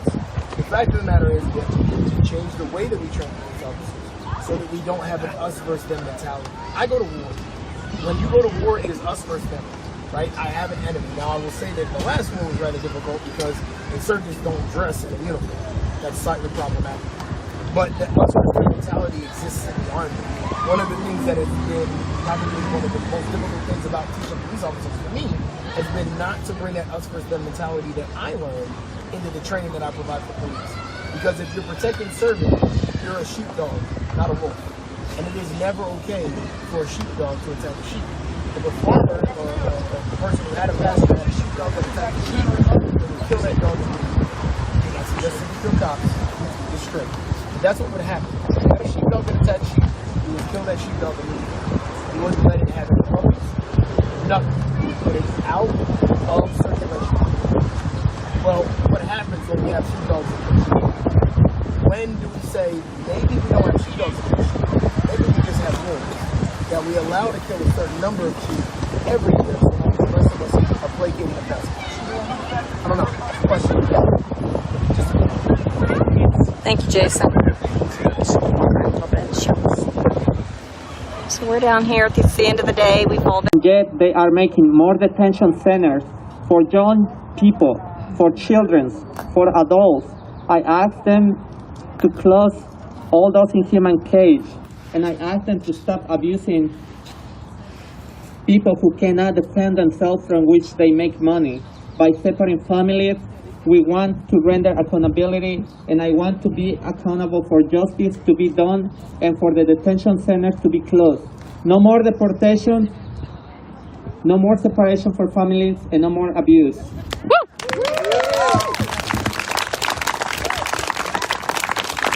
Ahora lo voy a decir en español. En febrero del 2018 fui detenido por inmigración, llevado a un centro de detención en San Diego, California, donde fui deportado a Tijuana. Estando en Tijuana, fui secuestrado y pude escapar de mis secuestradores. La policía de Tijuana en México me arrestó por ser un hombre gay y me acusaron de prostitución. Me metieron a la cárcel por 3 días y de ahí cuando salí regresé con miedo a la frontera con México y Estados Unidos para pedir asilo. Estuve encadenado en una banca por casi un día entero sin comida, sin agua.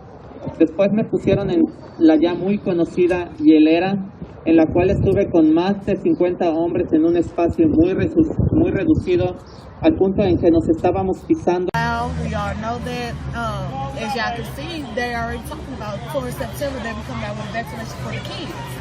Now, I mean, y'all come down here, get the information.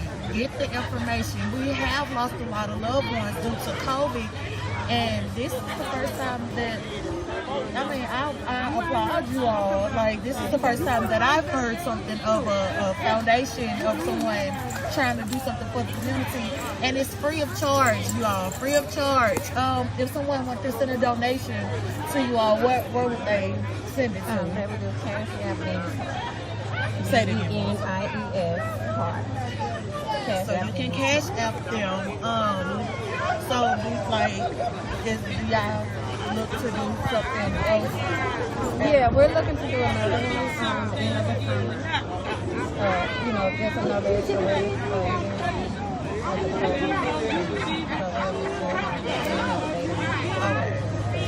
So do you have a Facebook page or like right now we have website. What is it again? VenusHeart.org. VenusHeart.org. You can email us at VenusHeart@gmail.com. Okay. For those who didn't catch it, this is Cliche and Sly here at right here on Hamilton and Park Lane. They're gonna be here till 5 o'clock. They doing free vaccination. Come on and get it. The line is not that long.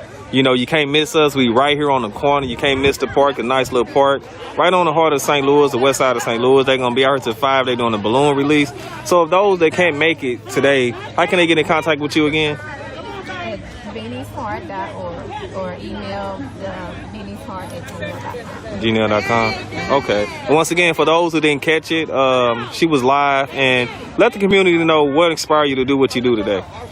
My mother's big heart. Okay. My mother's big heart. We lost her to this, and actually, what really put a nail on it is just the health behind it. I still suffer. I got it with my mom, and I still suffer from long term. To this day, I have not been back to work in a year. Muscle aches and blood circulation and everything. So it's really, really serious, and not knowing a lot about it. My doctors are even, you know, going back and forth with different things to do. So even getting vaccinated so you won't have to go through this, I'm telling you, it's definitely worth it. It's definitely worth it. Right. So we have many people that haven't been vaccinated, right? So what kind of, because I'm one of them that's kind of nervous about it, what kind of, you know, what can you give us to motivate us to get it vaccinated? I think it would be better to get vaccinated than actually get COVID. I had it, and I don't want to. I have a cousin that got it again and went through worse than the first time, and that's why I'm getting vaccinated today. There it is. I was even, you know, I didn't know whether I should or not because of my health, but I'm going to go ahead and do it because if I get it again, it's So y'all heard it from the founder of this foundation, Jenny Hart, caring and loving. Basically, once again, she lost her mom due to COVID, and then turned around and lost her uncle due to COVID. And this marks a 1-year anniversary for her mom, and she decided to launch her foundation off today. Once again, you have time to get down here to this park now to get vaccinated for the ones that's looking to try to find somewhere to get vaccinated. You can come right here on the corner of Hamilton and Parkland. Once again, make it down here. They're giving out information, free information for everyone that's guessing about the vaccination. We have a lot of people that still second guess and don't know, but eventually it's going to happen. Everybody's going to have to get vaccinated, even the kids. So y'all got time to get down here to get vaccinated. And there it is. How you doing? How you doing? All right. Hey, it's a pleasure having us down here. We appreciate you guys, everything y'all doing right now.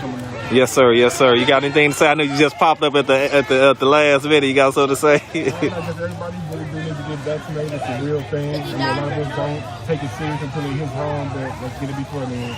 We'll come down and get vaccinated. We want to get vaccinated. We are here, and we appreciate all the support. Yes, sir. Okay. Anything else you want to say, ma'am? Thank you. I thank everybody that's supporting, and I just want everyone to be aware. So again, I don't mean to cut you off. You guys going to do it again, right? We're definitely okay. Have a plan on that. And please feel free to let us know the time and the date when we most definitely going to be out here. Yes, sir. Once again, the location is the corner of Hamilton and Parkland. Again, thank you for tuning in. We do this for the community because we're for the community. Everyone be safe. Yeah.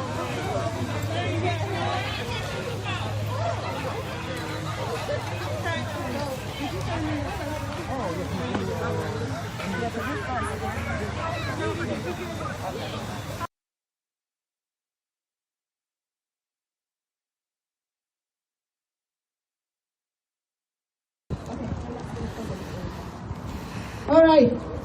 Are we awake now? Yeah, despertamos? Because there's still some things to go through and listen to.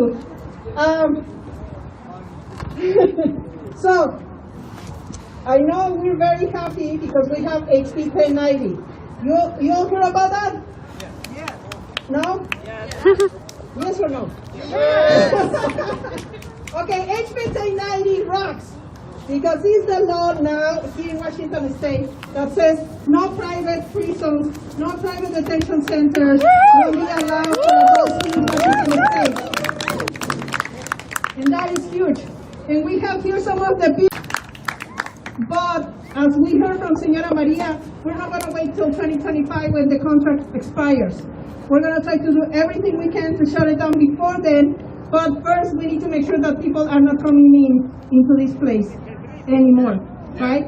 So here in Washington, we're asking people to remind the governor easily that he has the power to stop all the transfers from prisons into the detention center. So people that have gone through prison and have finished their sentences should be released, period. That's it. We shouldn't get into the business of sending them here. And we have the same for Oregon. So I know Oregon is rocking it too, and we're going to hear about that. So imagine, California passed AB 32 in 2019, which is very similar to what we did here. Now we have HB 1090 in Washington. Oregon is coming with expanding of sanctuaries. Very soon the West Coast should say no to detentions, period, in the entire West Coast of the country. Entonces toda la costa oeste del país debe decir no a las deportaciones y ya lo estamos haciendo. Julian mentioned about the children, the girls that are being transported to San Diego, and Biden not meeting his promises. We have right now a case, and we just made it public yesterday, I believe, of Carlos, who was also here detained in 2019, and the state, Washington State, now has the custody of his child. And he was deported to Honduras, although he came from Canada, and he has status in Canada. And for 5 months, Washington State has refused to give him back his son. And they still do. So also please check your social media for that. We need you to tweet the governor and say, how come you just passed HB 1090 saying we don't want that kind of business, yet you're in the business of separating children from their parents? So Carlos needs his child back now, not yesterday, not before. They should have done it way before 5 months ago, and they still haven't. So we need to push for that to make sure that Carlos is back with his son. And we are going to now transition to some of the other victories that you might not remember. But although we got HB 1090 way before us, Oregon did it by stopping some juicy contracts that ICE had with jails, right? A couple of jails down there, and they stopped them. Good job, Oregon. You such an example for us. And back in 2016, late 2016, beginning of 2017, we started getting letters from here from NWDC from some people that think saying, please help us, we don't want to go to Northcourt. And we were like, what is Northcourt? Well, we found out it's a jail in northern Oregon that the new administration then, Trump, it feels the same way sometimes, doesn't it? Trump had already established some bigger contracts with some jails down in many places, including Oregon. And so people here was being transported to Northcourt. And it was really a punishment to them. So one of those persons that said, we're not going to go, we're going to go on hunger strike. Later, when he was being transported to Northcourt, called us and said to us, we're going to go on hunger strike if we go to Northcourt. And I was like, don't do it, because we don't even know where the place is. We don't know anyone there. For us to support a hunger strike, we have to be there, and we have to know the location and everything. Don't do it. And they're like, fuck that, we're going to do it. So they did. They went on hunger strike. But lucky us, we met amazing people in Oregon that were ready to jump on the fight. And one of those is Tim from the Gorge. So Tim joined with many others that had already tried to fight the Northcourt County jail. And while he was organizing down there the community, we had Manuel organizing the people in detention to go on hunger strike. And later, long story short, they won. So people that were detained there, they got the basics, they didn't have milk or that stuff, they got it. But then thanks to the combination of the people that came plus the community in Oregon and our support, there's no more contract in Northcourt with ICE. So they rock, they kicked ass. Yes, gracias. And I'm going to let them speak. No, we're going to hear from Tim and then we're going to hear from Manuel. Make sure to subscribe to the YouTube channel, Never Stop Voices. If you guys want to help support us, there's some it's a pinned comment.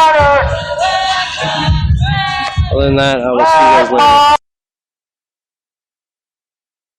As I contemplated how I was going to get to Portland and make the caravan and come up here and be as a witness to what's going on in this place back here, my mother was talking to me. Muy buenas tardes, yo soy la intérprete del Señor. ¿Cómo se llama el Señor? Mateo, y yo me llamo Luz. Buenas tardes.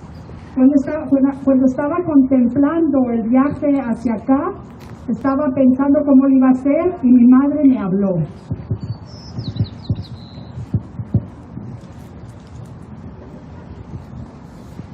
I call on the spirits of all of my grandmothers, the immigrant grandmothers who came from Germany, from Ireland, from Russia, to be with us now. Estaba yo invocando a todas mis abuelas que vinieron de Alemania, de Irlanda y Rusia. Anytime I have had trouble in my life, my mother, her spirit comes and talks to me. Cada vez que yo tengo un problema, yo la invoco a mi madre y ella viene hacia mí. So I think of all the mothers, and not only all the mothers, but all of the women I have met in the last 4 or 5 years in this struggle.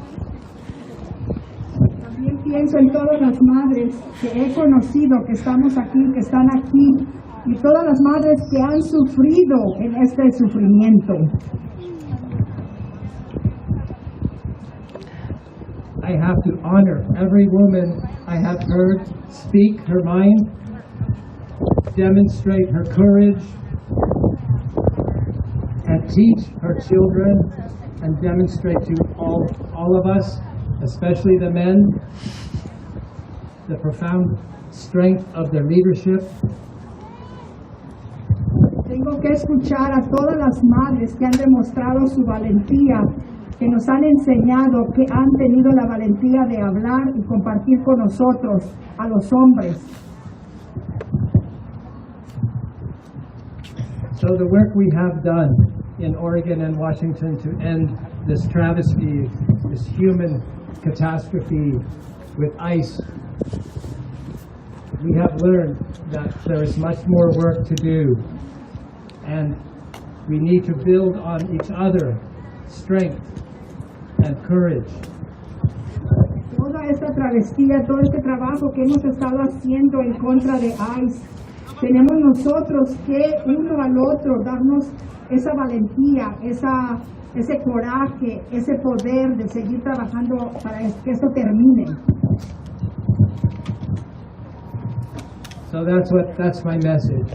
Everything I have learned working and fighting against ICE at Norcor and getting ICE out of Oregon and ICE out of Washington it has taught me many things, and how to be a better man, how to be a better community leader. And all of you are here for the same reason. We have to take this forward. There is no going back. There is no more chance. It has to happen now.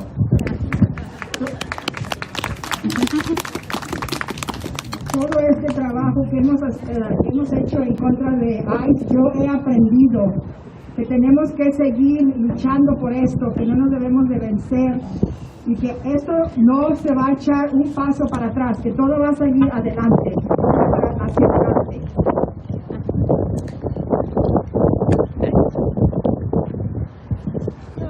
So 4 years ago, when we received a call from Maru, said, there's hunger strikers, they're coming to Norcor, can you help us? He said, what do you need?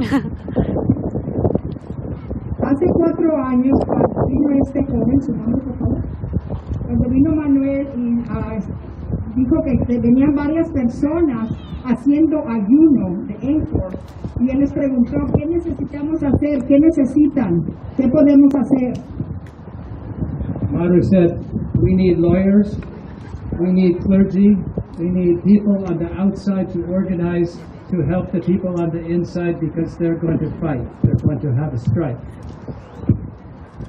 Necesitamos personas de afuera, como los cleros, personas que están organizadas, que vengan a ayudarnos de afuera para que nos vengan a ayudar.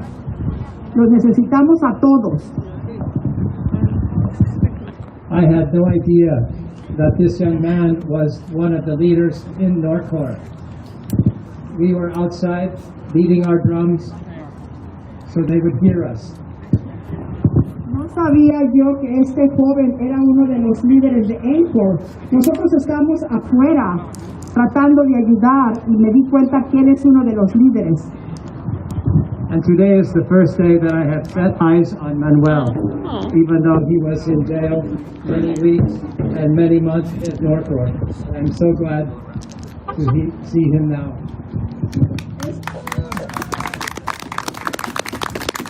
Es primera vez que yo pongo mis ojos, que yo estoy viendo a Emanuel, y me da gusto, y aquí estamos. Hola, mi nombre es Manuel Antonio Arrego, y estuve 16 meses en el centro de detención aquí, pero 8 de esos 16 meses estuve en Northport, y gracias a ICE Court Resistance, ellos nos apoyaron bastante cuando estábamos allí, porque cada vez que nos transferían de aquí de Lower Detention Center para Northport, nos ponían esposas y en las manos y en los pies, nos amarraban. Entonces, son 4 horas y media de viaje para allá, no te dejaban usar el baño ni nada, te trataban como que si eras alguien que haya cometido un crimen, ¿verdad? Cuando llegabas ahí te humillaban, como dijo Julián, te desnudaban, te registraban y todo eso. Cuando finalmente entramos a la detención, no era una detención, era una cárcel, el condado de Dios, ¿no?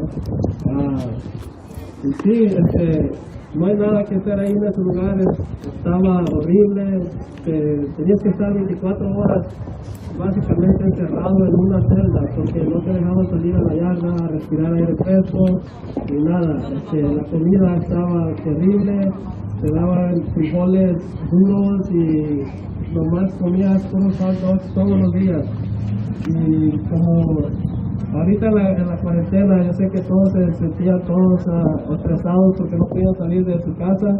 Ahora imagínate estar encerrado en un lugar donde miras los mismos shows de televisión todo el día, sentado, sin poder moverte, no podías hablar con tu familia, no teléfono, no teníamos ahí YouTube ni nada de eso para estar entretenidos.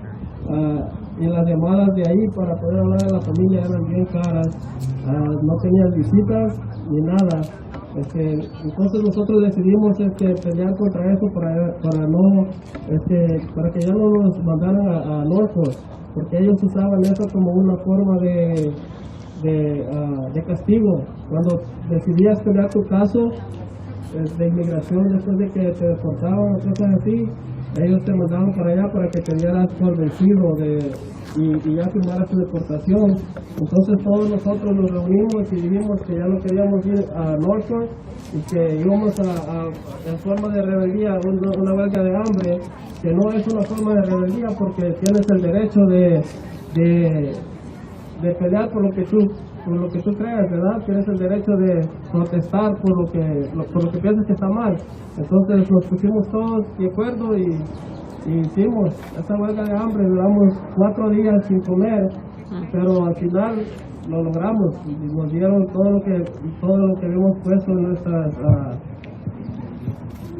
nos dieron todo lo que nosotros habíamos puesto en nuestras demandas, porque no podíamos ni siquiera cocinar una sopa ahí adentro.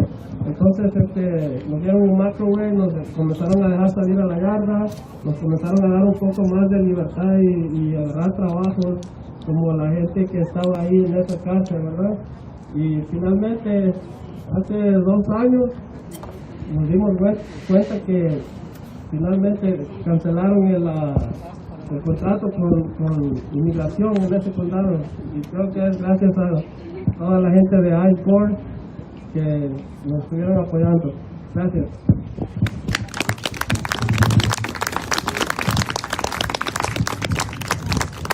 Okay, so Manuel was 16 months detained, 8 of those in Norfolk, and Norfolk is a county jail. Yeah, the detention there has been very different, like Julian said. Once you get there, they humiliate you, they strip search you.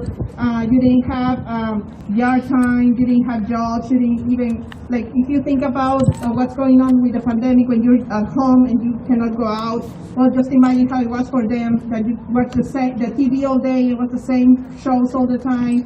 They didn't have any access to anything, they didn't have a microwave, and the reason why they were sent there, it was because mainly the majority of people being sent to Norfolk were people that had appealed their cases. So it was a way to not only punish you, but to break you so you would stop fighting and give up your case. And so they decided to come together and rebel. And he says you can think of it as rebellion, but supposedly when you're in detention, you have the right to express yourself. So they organized a hunger strike that lasted 4 days. He didn't know the people that were outside that are organizing as well. But when they did that hunger strike, they actually got all their demands met. which was to get a microwave, because they only were given hot dogs, so they couldn't even cook like a soup or something, which they actually do here in the detention center. And so they were able to get now jobs like the other people in the county jail. And then he learned that just a while ago, the county ended the contract with ICE to detain people there, but he assumes he has to do a lot with gorge ICE resistance. Yeah. Yeah. Gracias. All right. Vamos a... Yeah, gracias, Manuel. Before we close, antes de que cerremos, ¿dónde está René? René, Josué, vénganse para acá. René and Josué were here also, and they're recently released. Has anybody seen those pictures of the SOS action at the yard? Raise your hand if you have. Well, gracias.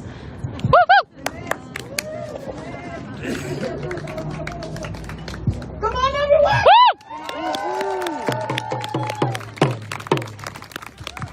So we have Chicas organizers, okay? Manuel was able to get Northcore going, and also here, because he did a bunch of hunger strikes here too. And then we have Rene doing that SOS action, all right?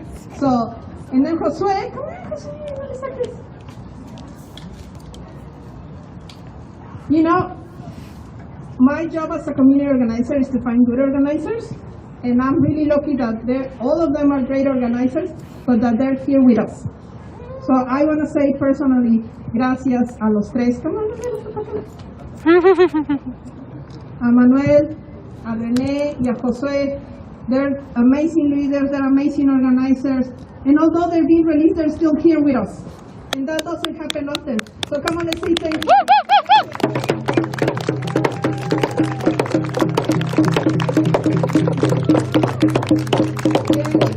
Now I want to call on our lideresas. Véngase, señora María, Rufina, Elvia, Lili. Vénganse para acá. Julián. Lili se fue al baño. Okay. Vente, Elvia. And then we have amazing women that no matter what, they find a way to keep fighting. So Elvia, Lili, that went to the bathroom. Señora María, of course, you already met, and Rufina.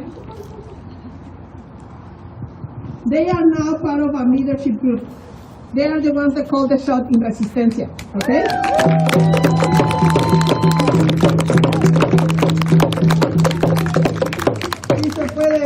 They are my leaders. They are my boss. Whatever I do is because they said so. So if you think, oh, Maru did this, Maru did that, no, it's them. They're good boss. They just don't go public as much as I do. But gracias.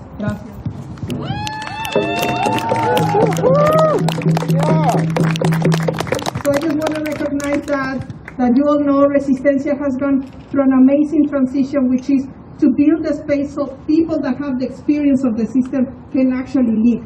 And now we are there. And that's why we have them to thank for the HP 1090. It's them that we should thank for that again. Thank you.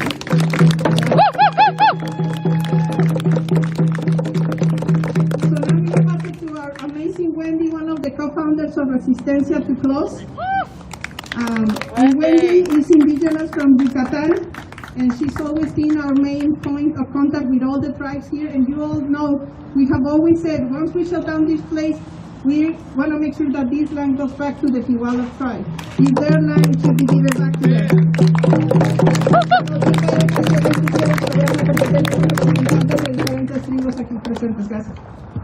So thank you so much to everybody. Thank you so much for this, our battle.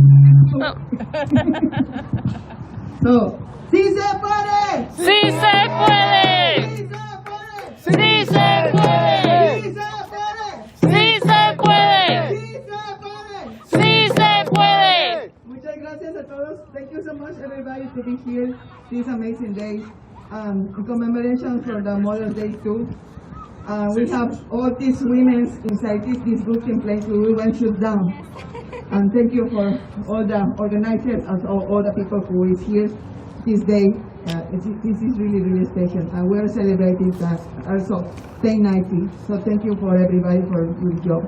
So, and I would like introduce some of our really good friends from different tribes.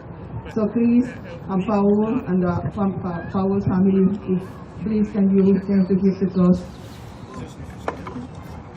That will be amazing.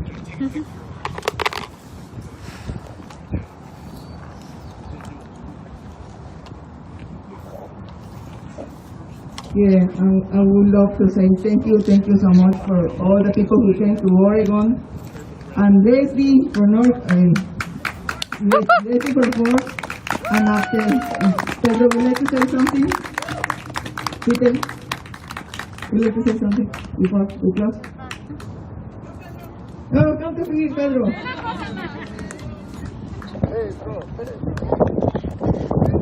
I just want to thank you everyone for coming today and sharing with us your invitation. Thank you very much, and thank you, compañeras y compañeros here and all the team also from Oregon. The organizing team.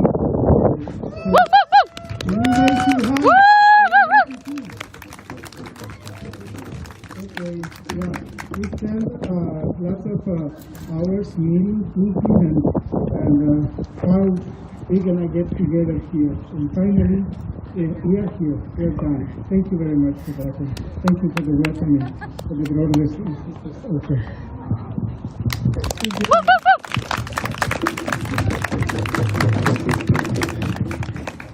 Gracias, buenas tardes. Mi nombre es Chris, de Protectors of the CIVC. Es una organización indígena y estamos aquí unidos como la promesa del Eagle, el Condor y la Águila.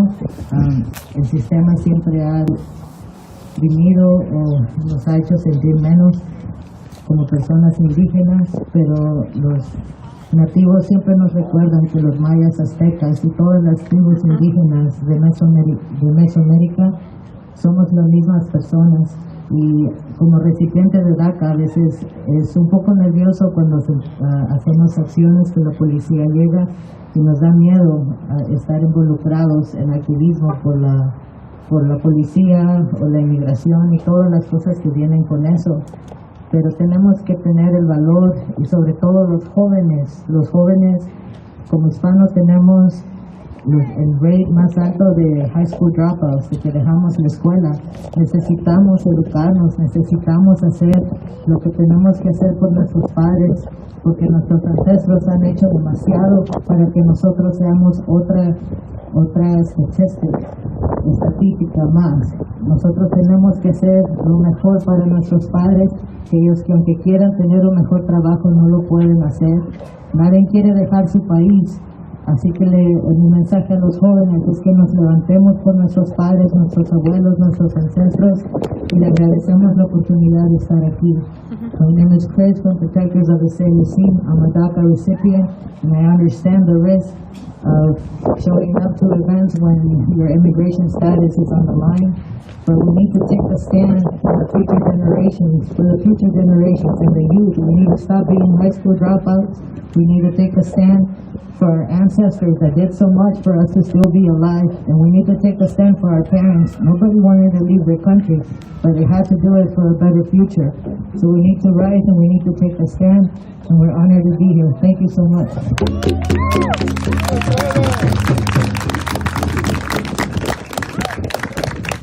Good words, Brother Chris. How's everyone doing this evening? I guess it's not quite evening, is it? How you all doing?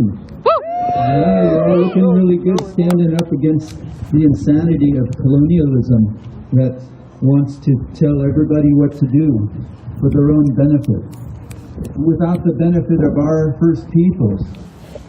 The people that I see who work on these things, my brother and other people, my sister, that work on these things, and everyone here, my sister here, and the people here inside there. Those are our Indigenous brothers and sisters. and we need to stand up with them. And the colonial government would just tell us that that they are the ones who have the only authority. But did they ever come to our first people? Did they ever come to our first peoples of these lands and ask us, what should we do? Should we welcome our brothers and sisters? Or should we just discriminate against them and be hard and cruel with them and kidnap their children and lose them as they work to come here as refugees and things of that nature?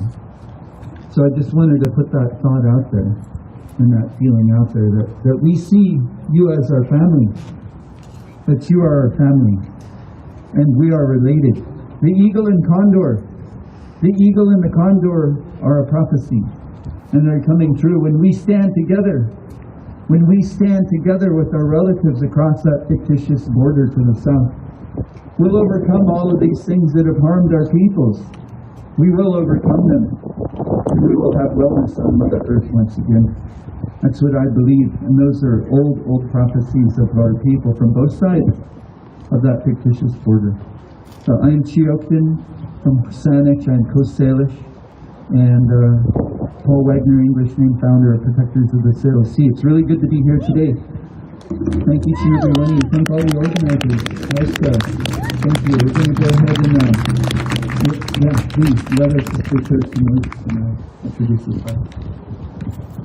Sufaki, Wichipetra, Wichupakli, New Hainu, Nawa Meshika, New Meshika, Nawa Tenochtitlan, Enyohe, Tonga, Chumash.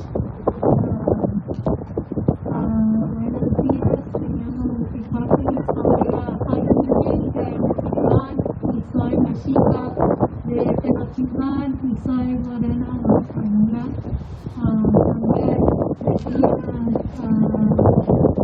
territorio territorial de los Tonga Chimachico y yo estoy aquí en dos territorios.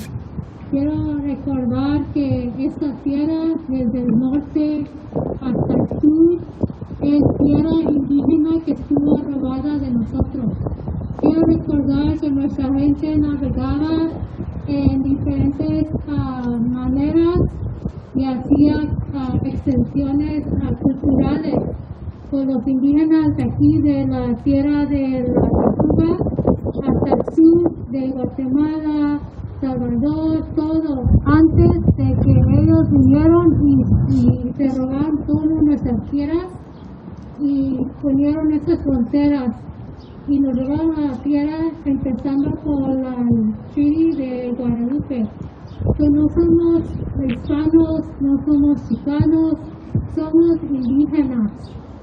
Y siempre tenemos cultura que es muy fuerte. No podemos olvidarnos que nuestra gente es de sangre de oro, ¿verdad? Si vemos las enseñanzas, no es muy sorpresa que nuestra gente es resiliencia y tienen tácticas de cómo pelear. Somos guerreros, ¿verdad?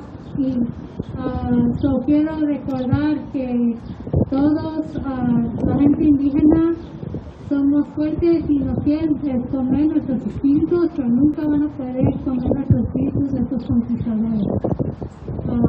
Gracias por ustedes que estuvieron quedando. Y vamos a cantar una canción para ustedes. Hiska, thank you. So we're going to sing this song here for victory for all immigrants.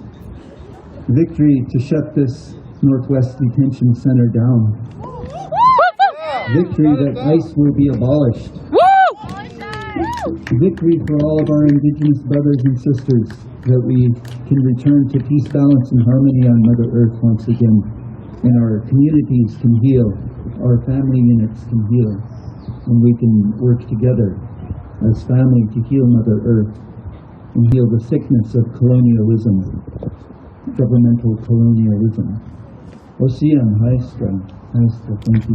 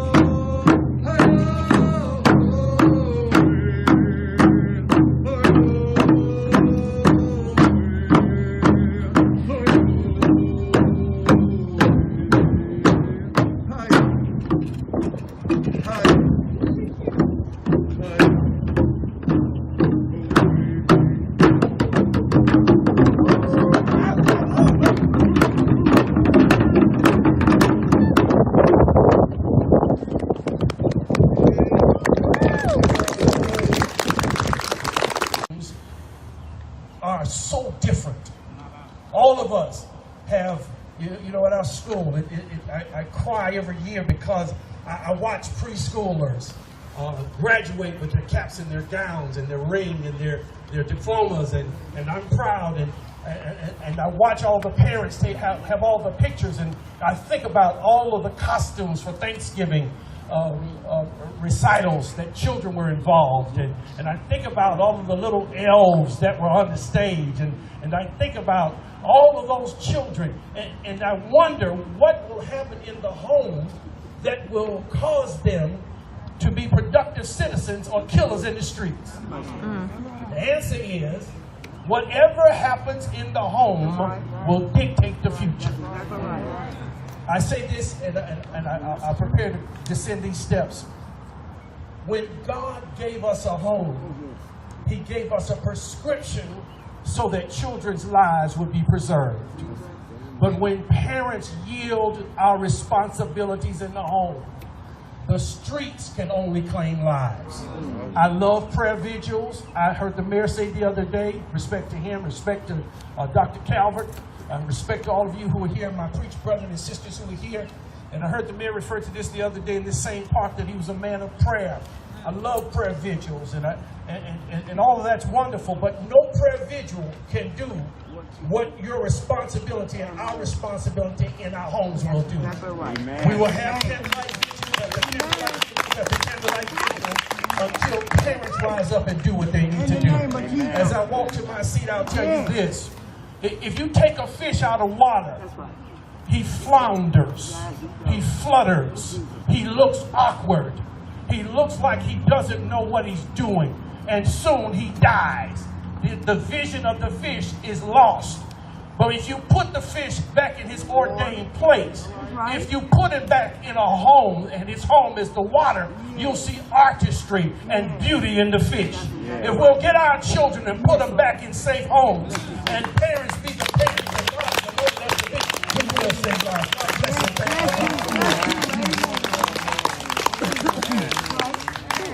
bless you.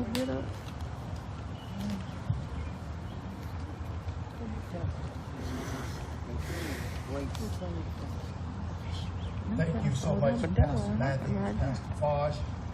God bless you. Next we'll have the Honorable Mayor to come up and speak. And I just want to make this statement before he comes, as well as our Chief of Police. We held a Zoom meeting, several ministers, and what we did not want to do, we did not want to offend anyone in politics. And what we concluded was that the mayor is the mayor of Bessemer.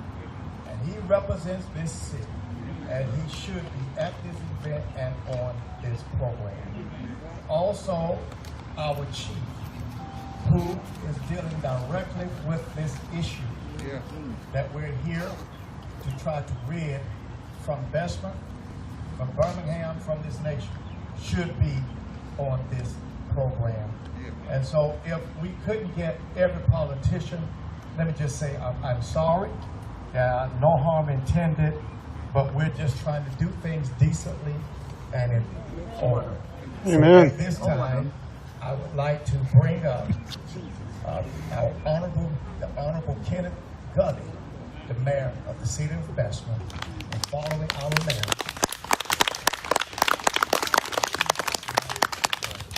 Amen.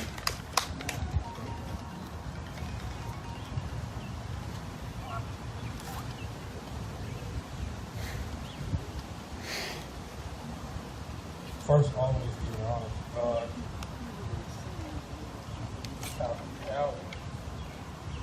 I just want to thank all members of the clergy for coming together, to see people die in the city of God. Let's give our clergy a round of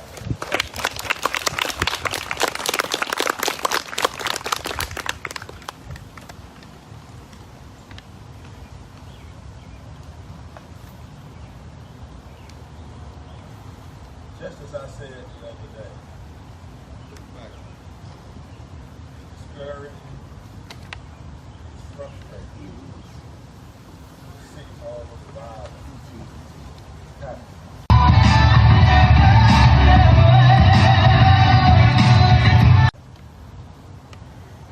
I thought about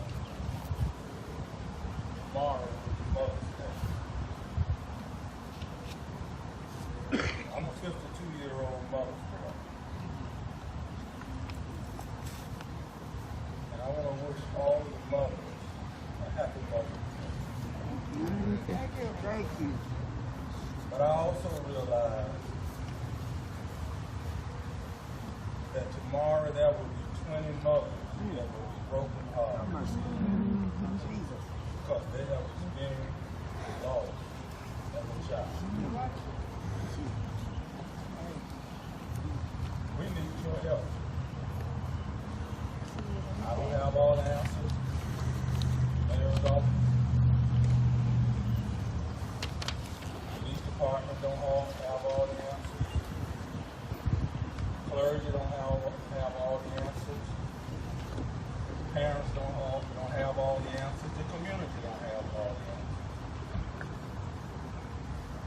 I'm appealing to all of you and all of us to come together.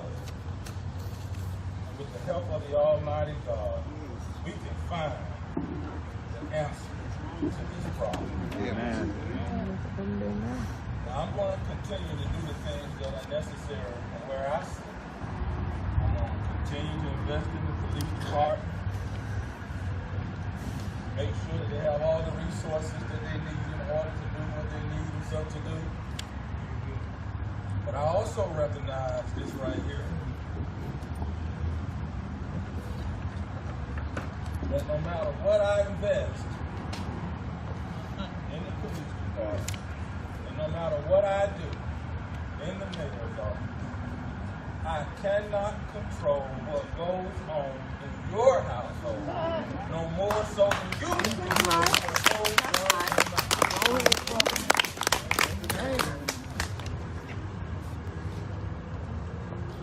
And I want all of you to know, for these young people, that the best gift that you can give to your mother tomorrow for Mother's Day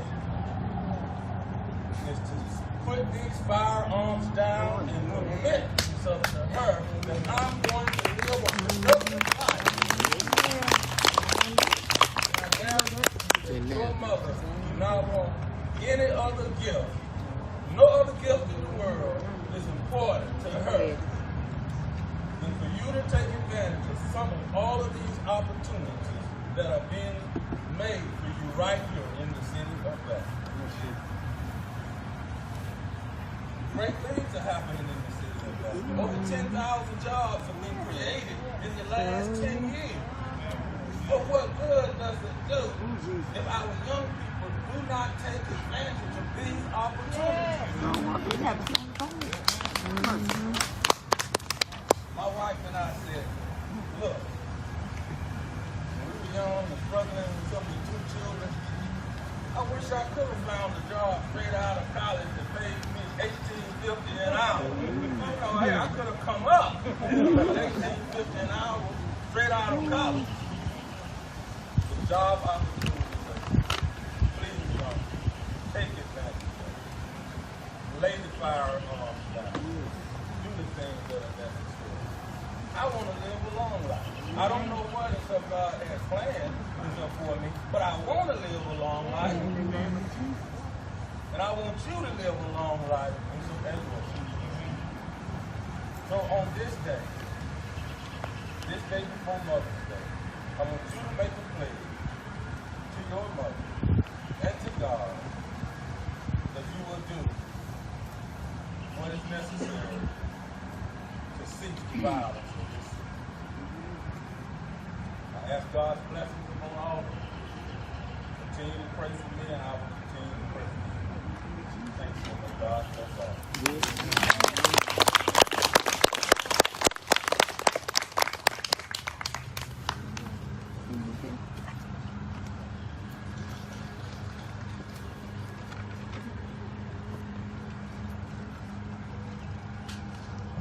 Good evening. Good evening. Good evening. For all who don't know me, my name is Mike Roper. And I served, he said again, I served as the chief of police in the city of Vaccination. I don't just work here. I served here. I've been here for 31 years this year. And I'll say it again. I have never seen such violence here in the city of Vaccination. Never seen it. I've never seen such.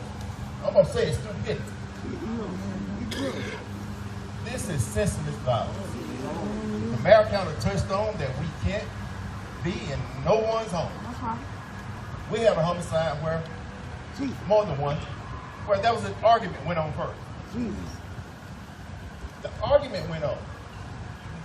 No one called the police department while the argument was going on.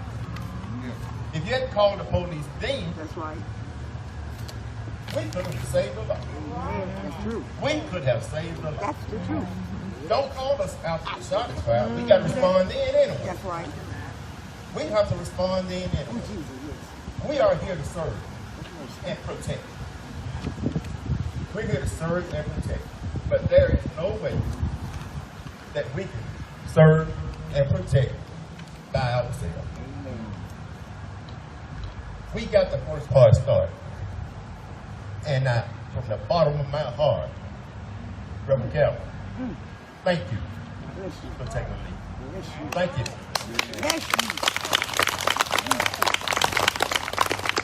I met with another pastor this week, Pastor Cadell.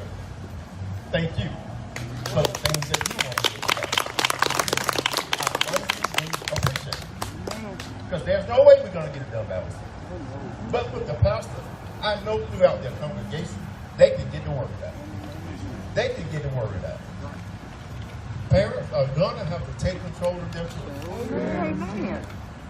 I said serve and protect. We can't raise a child out. Police department cannot raise children.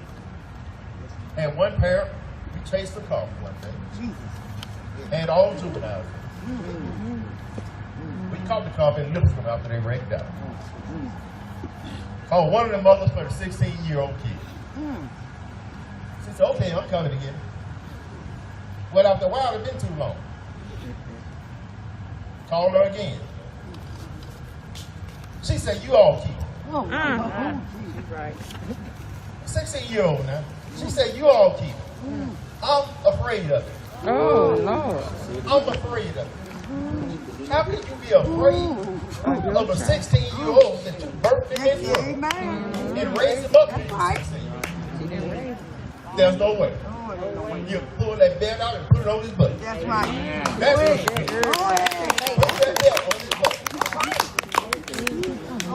They think they call the police to get away from child abuse because a parent whooped them. I'll tell them officer in a minute. If it's just been disciplined, don't bring their parents to this jail. They got a right to discipline their children. They got a right to discipline their children. That's right. They can't discipline at school anymore. I had parents put on my butt while I was in school. You know, I don't think that's right. I don't think it's right. If they cut up in school, they need to be dealt with. Exactly right. They need to be dealt with. Tell the truth, you can't be dealt with. They really do. And God knows that's the truth. But I'm slow down.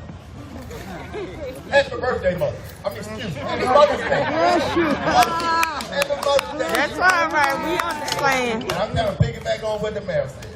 Yes. I told him when he was coming down, you always got to say the things I'm going to say. There are 20 mothers.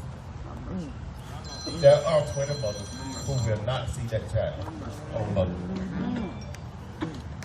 They will not see that child. And it is so sad. It is really sad. Yes, it is. I hate to get those phone calls from one of my lieutenants at 1, 2, 3 o'clock in the morning. Because if my phone rang at that time, I know what it is. I know what it is. And in turn, I'm going to ring his phone. Because the mayor needs to know. He needs to know what it is. He don't like to see my phone. I'm on the phone. He can't stand it without phone. But we shouldn't have to make these phone calls. People are going to have to make decisions. At 16, 17, 18, 19, 20 years old, you can make a decision. And if you're making a wrong decision, that's on you. You can't blame anybody else. You know, I tell you, people want to blame the police department for everything.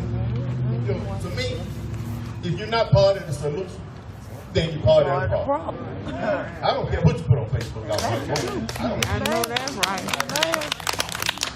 I had one person tell me when they put on our Facebook page, police department Facebook page, that I ought to be ashamed of taking a paycheck. That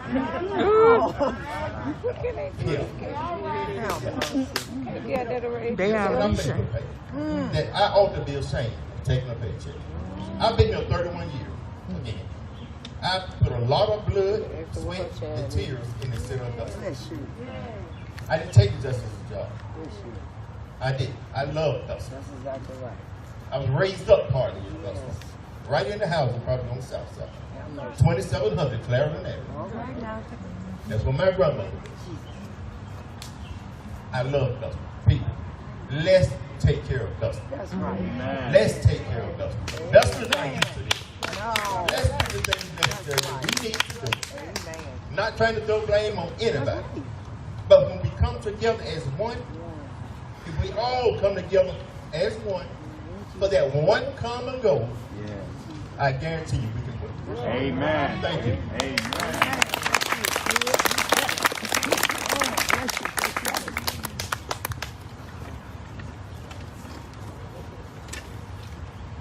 I just want to do one thing before we have the poetic expression. I just want to take a moment and recognize all of our city officials, government officials. If you would just stand for a moment and let everyone see you.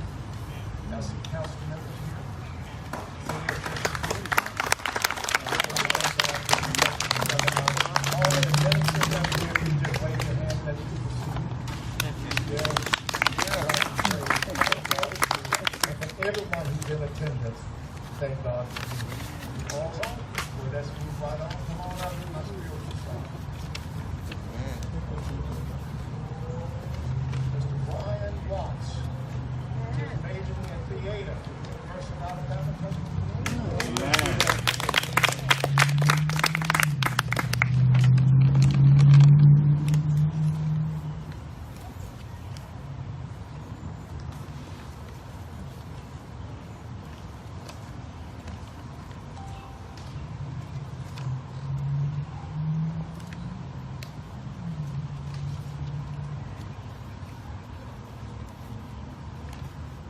Minutes or less.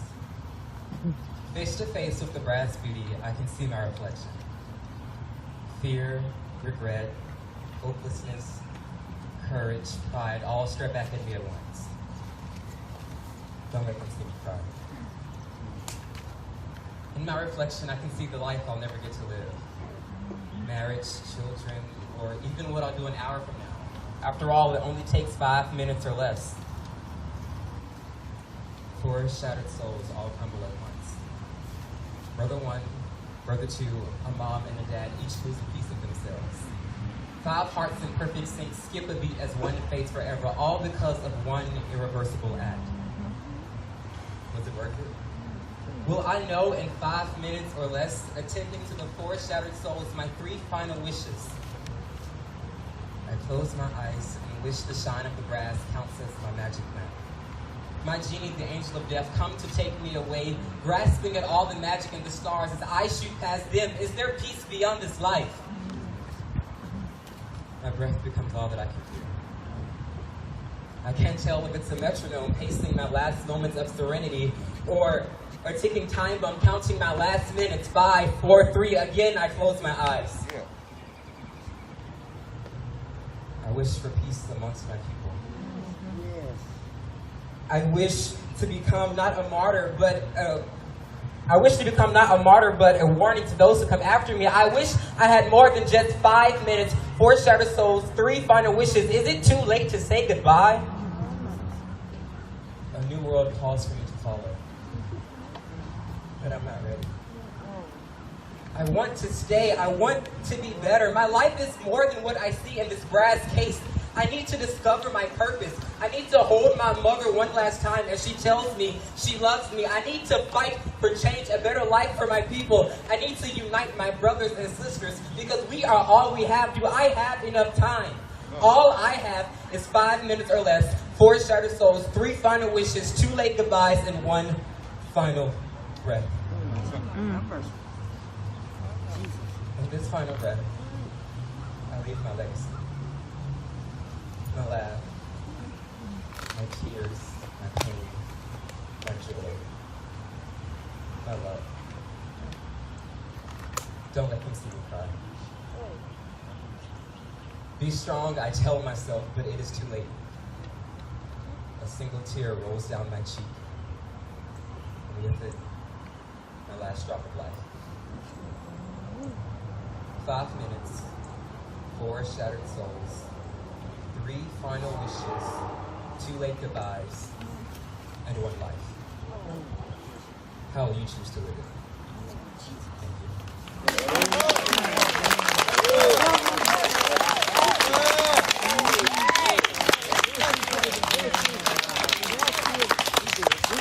Thank you.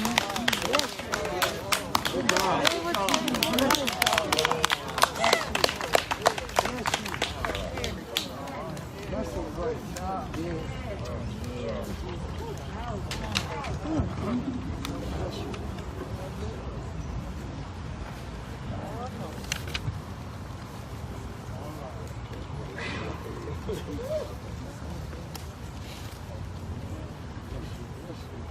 all say amen. Amen. All of this moment for memorial, moment of recognition, those 20 young lives that have been taken untimely. The scriptures there, born at least was one of the women representing each one of those lives. We know that 2 Corinthians says in that 5th chapter, verse 1 to 2. Well, we know that if our earthly house is tabernacle of God, we have a building of God. A house not made with hands, eternal in the heavens. Well, this we've grown, earnestly designed to close upon by a house which is from heaven. So be that being closed, it shall not be found in. We that are in this tabernacle do groan, being burdened. That's what it was. Close upon. Mortality might be swallowed up. He that has wrought us for the self-same thing in God, who also has given unto us the reign of the Spirit. Therefore we are always confident, knowing that whether we are at home in the body, we are absent from the Lord. So we walk by faith, not by sight. We are confident in us, and willing and rather to be absent from the body, present with the Lord. Wherefore we labor that whether present or absent, may be accepted in Him.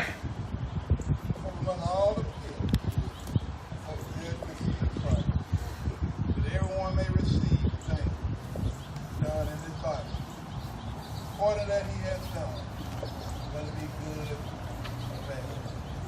God's word for God's word. Let us say amen. Amen. Let's kind of remember this word on life. Part of the walk of life.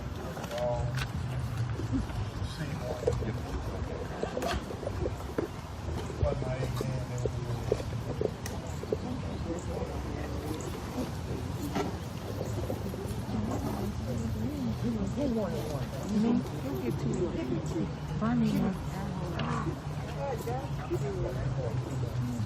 Self-laugh.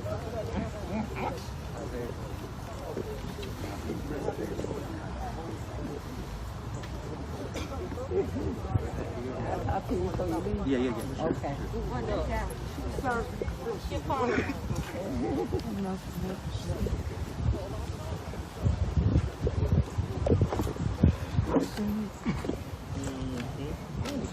Because I think, but I watch it for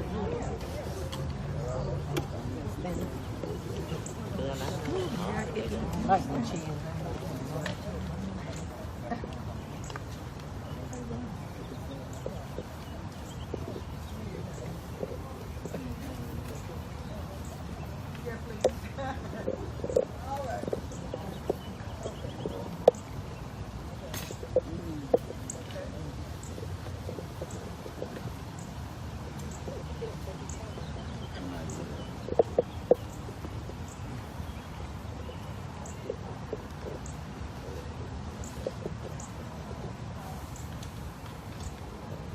We don't know all them by their name. You know, the small token of remembrance and love for their families. We all want to release it along together upon my amen. Let us all say amen. Amen. Amen. Amen. Amen. They might go up.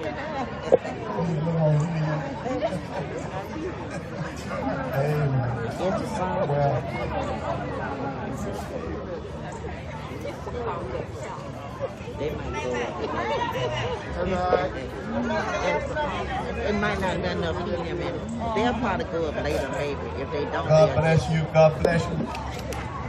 And you can just carry the balloon with you. Pastor Paul.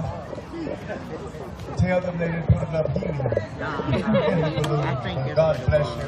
But this is in remembrance of the 20 people in investment that lost their life to violence.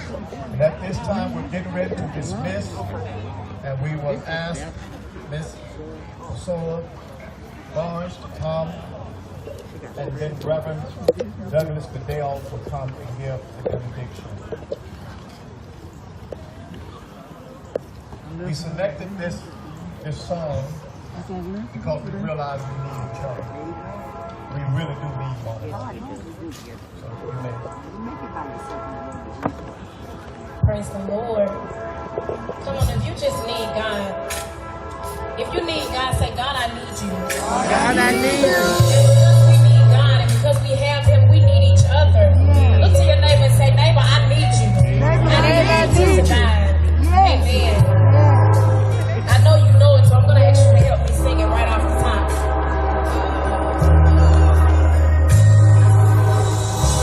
I need you, and you need me. We're all a part of God's body. Stand with me and agree with me. We're all a part of God's body. It is His will that every need be supplied. You are important to me. I need you to survive.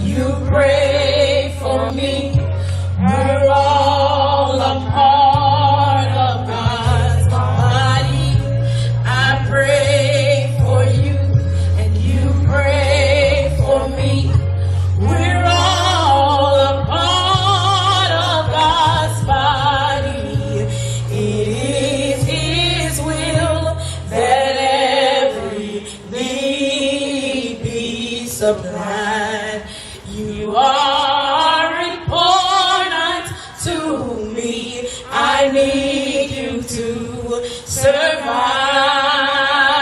Look to your neighbor and say, you are important to me. I need you to survive. Lift it up in the park and say, you are important to me. I need you to survive. Now look to your neighbor and say, neighbor, I just need you to survive.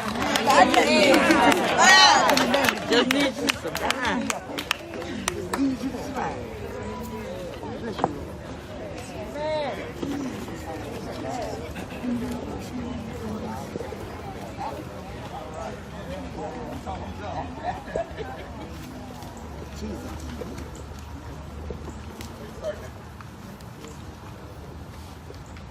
We certainly appreciate each of you for being here. Dr. Cabot, we certainly thank you for the vision that God has given to you. And we thank you for this is the beginning of an expression among the brothers and sisters of this city. And we say that we care. We care for peace. We care for love. We care for this marvelous city of Bessemer, Alabama. So let us receive the benediction at this time. Dear God, we thank you for this time together. God, we thank you for this rally. Seek the peace rally. But you are the God of peace. You are the God that can give us peace that passes all understanding. And we keep our minds on you. May we concentrate on you, dear God, our present help in a time of trouble. The world is in trouble. You are our strength. You are our refuge. And you tell us to call upon you, and you will answer us. Oh God, as we come together, humble ourselves, seek your face, turn from our wicked ways, pray, because we understand that we need to hear from heaven. We need the land healed. Bessemer need healing, dear God. Oh God, we pray for healing right now. Oh God, pour out your spirit upon this entire city, every citizen of this city, dear God. We thank you for them. Oh God, we pray that we will learn how to love like you love, that we will learn how to care like you care, and that we will learn how to forgive like you forgive. Bless us now and keep us until we can meet again. In Jesus' name we pray. Amen. Amen. Have a great day. Thank you. Okay, man. You too.